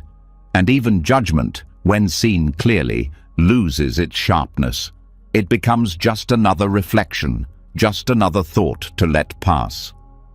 This clarity is especially important before sleep, because nighttime is when thoughts tend to twist. The mind starts replaying, the critic gets louder, the fears sneak in. But if you can stay in the mirror, watching without reacting, those thoughts lose their weight. They become background instead of burden. Let this be your practice as you rest tonight. Let every thought be seen without needing it to mean anything. Let each one pass without lifting it up or pushing it down. Let the mind be a mirror that reflects everything and holds nothing, not because it's resisting, but because it no longer needs to cling. This is the deepest form of rest, not the absence of thought, but the absence of grasping. The freedom to let the world move through your awareness without shaping it into a problem. This is where the mind becomes truly still, not by silencing life, but by meeting it with spaciousness. Let the mirror clear, let the breath slow, let the stories fall away. You are not your thoughts. You are not what appears in the mirror. You are the space that sees clearly, quietly, endlessly, no matter what moves through it. And now, from this clarity, we rest. No more seeking, no more solving. Just the light of awareness reflecting thought, breath, and sleep as they come and go. From the clarity of the mirror where thoughts no longer needed to be judged, the mind grew still, not empty, but free. Free to witness without reacting, free to let each thought rise and fall without painting it with meaning. In that stillness, something unexpected emerged. Not an answer, but a question. One that didn't need to be solved, one that didn't create tension. Just a quiet presence, a mystery, a space left open. And within that space, peace. Because sometimes, what the mind needs most is not an explanation. It's the permission to not know. This is the koan of stillness. The art of letting questions sit unanswered, and in doing so, discovering a deeper calm than certainty could ever offer. In Zen Buddhism, a koan is not a riddle with a solution. It is a question designed to break the mind's habit of needing resolution. It doesn't make sense on purpose, because the goal is not logic, it's liberation. And liberation comes when the mind stops trying to force answers and starts resting in what's already here. Most unrest comes from the search for closure. The mind asks, why did this happen? What will they think? What should I do? What if I fail? And when those questions don't get immediate answers, the mind panics. It loops. It spirals. But the truth is, most of these questions don't need to be answered. They need to be held. They need to be honored without being solved. Because the demand for certainty is often the very thing keeping peace out of reach. There is a power in not knowing, a softness, a surrender. When you stop insisting on resolution, the nervous system quiets. The heart no longer has to defend. The breath becomes smooth again. The body stops bracing. Because it's not the question that creates stress, it's the belief that an answer is missing and that it's your job to find it right now. Letting the question sit is not avoidance. It's presence. It's acknowledging that some things cannot be solved by thinking. Some things are too large, too tender, too mysterious to be pinned down. They must be lived through. And in that living, answers sometimes appear, not because they were forced, but because the mind became quiet enough to receive them. This practice begins with one shift. When a question arises, you don't chase. You breathe, you pause, you notice the urge to solve, and instead of following it, you stay. You let the question be a companion, not a command. You say, "This too belongs here," and you keep breathing. Over time, this changes the shape of thinking. You no longer feel that uncertainty is a threat. You start to see it as a gateway, a threshold between old ways of seeing and new ways of being. It becomes a space where something more honest can emerge, something not built from fear or urgency, but from patience and depth. This also changes how you approach problems. Instead of rushing to fix, you begin by listening. You wait. You trust that wisdom doesn't always shout. It often whispers, and it only speaks when the noise of your seeking has quieted enough for you to hear it. Letting questions rest also softens relationships. You stop demanding explanations from others. You stop needing closure from every conversation. You begin to understand that people, like life, are complex. They don't always make sense, and they don't need to. Love does not depend on full understanding. It depends on presence. Even your relationship with yourself begins to shift. You stop interrogating your past. You stop needing to justify your emotions. You stop turning every doubt into a flaw, and you begin to offer yourself the same grace. To not know, to not be finished, to be in process. This is the core of the koan, not confusion, but invitation. It invites you to rest in the middle. Not the beginning, not the end, just the middle, right here, where nothing is resolved, but everything is alive. Where questions are not burdens, but companions. Where mystery is not something to escape, but something to enter fully. You can feel this in the body. When a question is dropped into silence, the breath deepens, the chest softens, the shoulders loosen, because the pressure to solve has lifted. What remains is space, spaciousness that allows you to be even when you don't understand. This practice doesn't mean giving up on clarity. It means not rushing it, letting it ripen, letting it arrive in its own time, because some questions are not meant to be answered now, and some may never be answered at all, and still life continues. Still you breathe, still you belong. Tonight, let this be your resting place. Let the questions come without fear. Let them sit beside you like old friends, not ones you need to fix, but ones you can breathe with.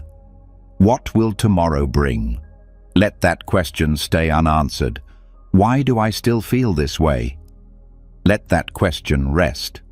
What if I never figure this out? Let that question be held by something deeper than thought. And in this quiet holding, the mind no longer needs to be right. It no longer needs to win. It no longer needs to protect a story. It can rest, because peace does not come from answers. It comes from the freedom to let go of needing them. Let yourself fall into this stillness now, not because everything is figured out, but because it doesn't have to be. You are safe here, even without knowing, especially without knowing. Let the question remain, and let sleep carry you into its silence. From the stillness where questions were finally allowed to remain open, not needing to be answered, another kind of knowing begins to rise, quiet, unspoken, and far older than thought. It doesn't come through analysis. It doesn't argue. It arrives like breath in a sleeping room, subtle, easy to miss, but undeniably present once you feel it. This is the silent bell, a kind of wisdom that never needed to speak to be known. It doesn't call attention to itself. It doesn't arrive through effort. And yet it's always been there, guiding the mind, calming the body, realigning the heart. There is a common misunderstanding that peace must be earned through explanation. That calm comes only after the problem is solved. But Buddhism teaches that peace comes from the space beneath the solving. The place where intuitive wisdom already knows what the mind hasn't yet figured out. This wisdom does not operate in language. It doesn't need to. It shows itself in presence, in decisions that feel right without needing justification, in moments where the mind steps back and something deeper simply knows. Everyone has experienced this, a moment of clarity without effort, a sudden stillness that makes everything obvious, a feeling of yes or no that doesn't come from weighing pros and cons. These moments are not accidents. They are echoes of the silent bell. They arise when the noise quiets down enough to hear something more ancient than logic, something that has never been spoken aloud, but lives in the body, in the breath, in the ground under your feet. The reason this wisdom is often missed is not because it's rare, but because the mind is loud. Thought rushes to narrate, interpret, evaluate. It wants to turn intuition into explanation. But the moment it does, the purity is lost. The signal becomes clouded, the bell becomes distant. This is why silence is sacred, not as absence, but as amplifier. True guidance comes from this place, not because it has the loudest voice, but because it doesn't try to convince. It doesn't shout over your doubt. It just waits. And when you stop chasing new thoughts, when you stop trying to solve everything through analysis, this deeper knowing steps forward, not with answers, but with presence, not with plans, but with direction. This direction can be felt in the body. It doesn't create tension. It creates alignment. A yes that opens the chest. A no that tightens the gut. These are not random reactions. They are signals from the part of you that has always known the truth, long before your mind tried to package it in language. In practice, this means learning to trust the space between thoughts, to pause before responding, to feel the echo of the bell before rushing to speak. It means recognizing that not every decision needs to be thought through. Some just need to be felt fully. And the more you listen this way, the clearer the signal becomes. The more often you hear what was always there. This doesn't mean abandoning thinking. It means letting it serve, not lead. Letting thought arise after the bell, not before. Letting logic shape the details, not dictate the direction. Wisdom doesn't argue with logic. It includes it, but it doesn't depend on it. It roots deeper. This kind of listening becomes a way of living, not just during meditation, but in daily movement. You begin to feel when something is out of alignment before it becomes a problem. You know when to step back without needing a reason. You sense when someone's words are true, not because of evidence, but because of resonance. The silent bell also protects you, not by fear, but by quiet knowing. That feeling in the chest when something feels wrong. That stillness in the mind when something is right. You don't have to justify these signals. You have to honor them, because when you do, life begins to move with less resistance. Not because everything is easy, but because you've stopped betraying what you already know. Even in moments of loss or confusion, the bell is there. Not fixing, not changing outcomes, just holding. Reminding you that something in you can stay calm even when everything else shakes. Something in you doesn't need to panic, doesn't need to know why, just needs to remain present. Letting this kind of wisdom guide your life means releasing the need for certainty. You stop needing everything to make sense before you act. You start trusting what feels rooted, what feels clear in your body, even when it's hard to explain. This is not recklessness. This is ancient intelligence. Intelligence that exists beneath language. Intelligence that does not need permission to be true. This silent bell also guides healing. It tells you when to rest, even when the world says push. It tells you when to speak, even when the voice trembles. It tells you when to let go, even when the mind wants to hold on. Healing is not just about fixing the past. It's about realigning with what's always been whole. Let this be your practice now. As the night deepens, as the thoughts slow, listen. Not with ears, not with thoughts, but with awareness. The bell is always ringing, not in sound, but in stillness, not in logic, but in truth. And the more you listen, the more you know, without needing to understand how you know. This is the deepest calm, the kind that doesn't ask for silence, but grows from it. The kind that doesn't need to figure it all out to feel safe. The kind that rises from a place in you that has never been touched by fear. Let that place guide you now. Let it hold your breath. Let it guide your dreams. Let it remind you that nothing needs to be louder than this. From the soft echo of the silent bell, where wisdom whispered without words and knowing arose without effort, the mind began to shift its center of gravity. It no longer clung to the illusion that clarity had to come from thinking. It remembered something older, something beyond analysis.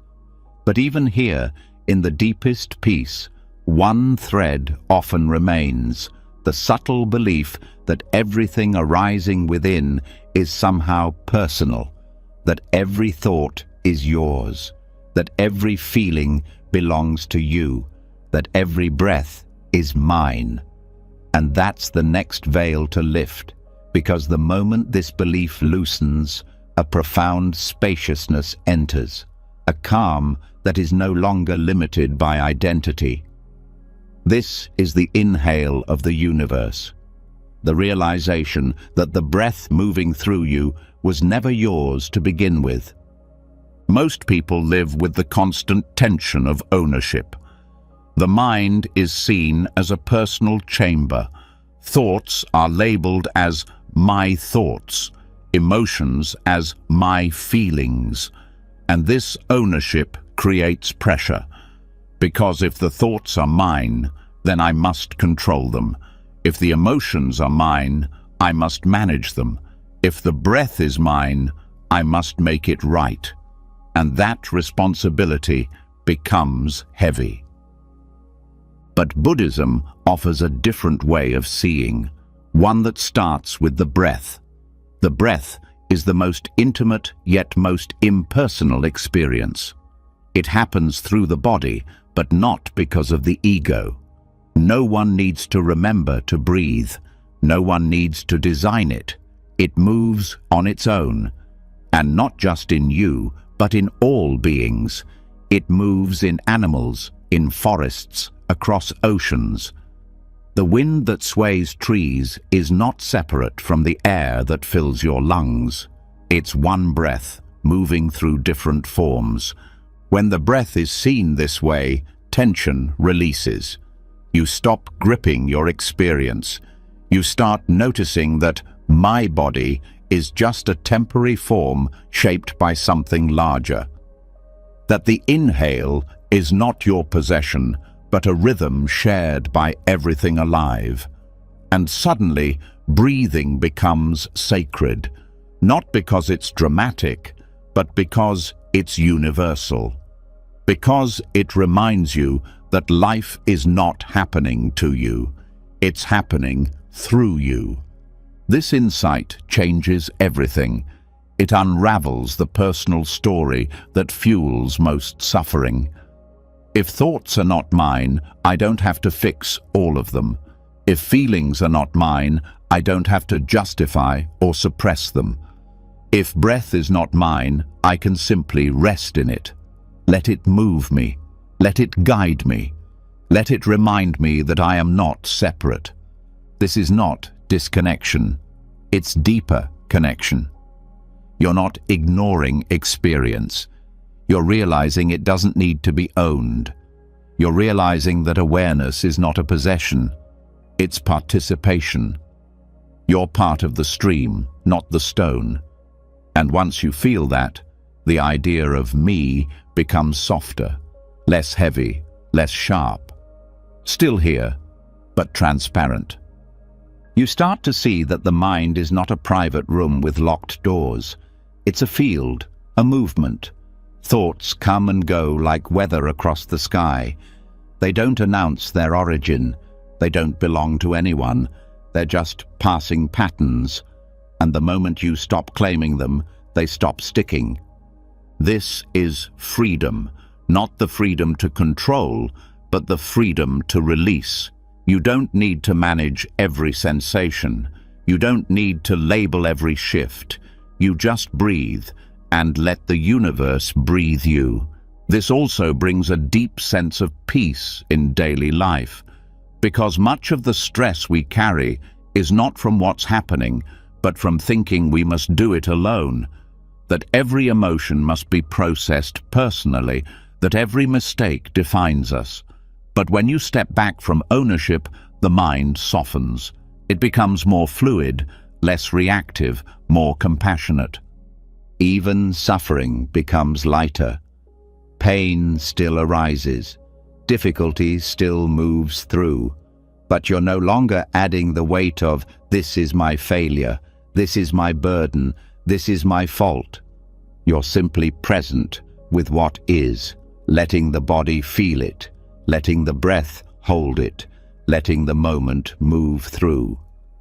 Over time, this shapes how you show up in the world. You listen more because you're not busy defending your perspective. You pause more because you're not rushing to protect your identity. You respond more gently because you've stopped taking every thought personally. And this makes your presence feel safe, to others and to yourself. This is what non-separation really means. Not merging with everything, but remembering you were never cut off. You were never outside the rhythm. The inhale of the universe has always been moving through you. You just forgot. You mistook the movement for a possession. But now, the grip loosens. Let this be your resting place tonight. Let the breath move you without effort. Let it enter and leave like waves on the shore. Don't label it. Don't own it. Just notice it. Just receive it. Each inhale not as yours, but as part of something older than the body, wider than the mind, deeper than the self. This is where peace becomes effortless, because effort was only needed to protect the idea of me. And once that softens, the whole system breathes easier. Not because you fixed anything, but because you finally let go of the belief that it was ever yours to fix. And now, from this breath that belongs to no one and flows through everything, we continue. Not into more thoughts, but into the quiet space beneath them, where stillness is not absence, but presence without ownership. After 3 quiet hours of returning, breath by breath, thought by thought, moment by moment, you've arrived somewhere the world rarely dares to go. Stillness. A calm that doesn't beg for silence, but lives underneath the noise. You've wandered through teachings not meant to be memorized, but felt. From the soundless gong that trained your mind to hear what isn't said, to the robe of enough that loosened the grip of desire. You learned to bow to the moment, to bend like bamboo, to touch the earth inside your own awareness. You learned that not every thought needs to be believed, and not every question needs to be answered. That peace is not something you chase, it's something you uncover when you stop claiming every breath, every thought, every feeling as mine. You met the ghost thoughts. You watched your identity dissolve like a sand mandala. You remembered how to breathe with trees, how to nourish the inner monk, how to fall asleep not by silencing the mind, but by realizing it never needed to be fought. And now you rest, not because everything is perfect, but because you've made peace with what is. The mind doesn't need to know. The self doesn't need to fix. The breath doesn't need to be owned. Stillness is enough. This moment is enough. You are enough. If these teachings touched something deep in you, leave a comment below. Write, "I am calm now." Let it be your offering, your reminder, your way of closing the loop. And if you want more journeys like this, ones that don't just help you fall asleep, but help you wake up differently, subscribe to the channel and tap the bell. There's more peace where this came from. Sleep well, wake light, and thank you for traveling this path with us.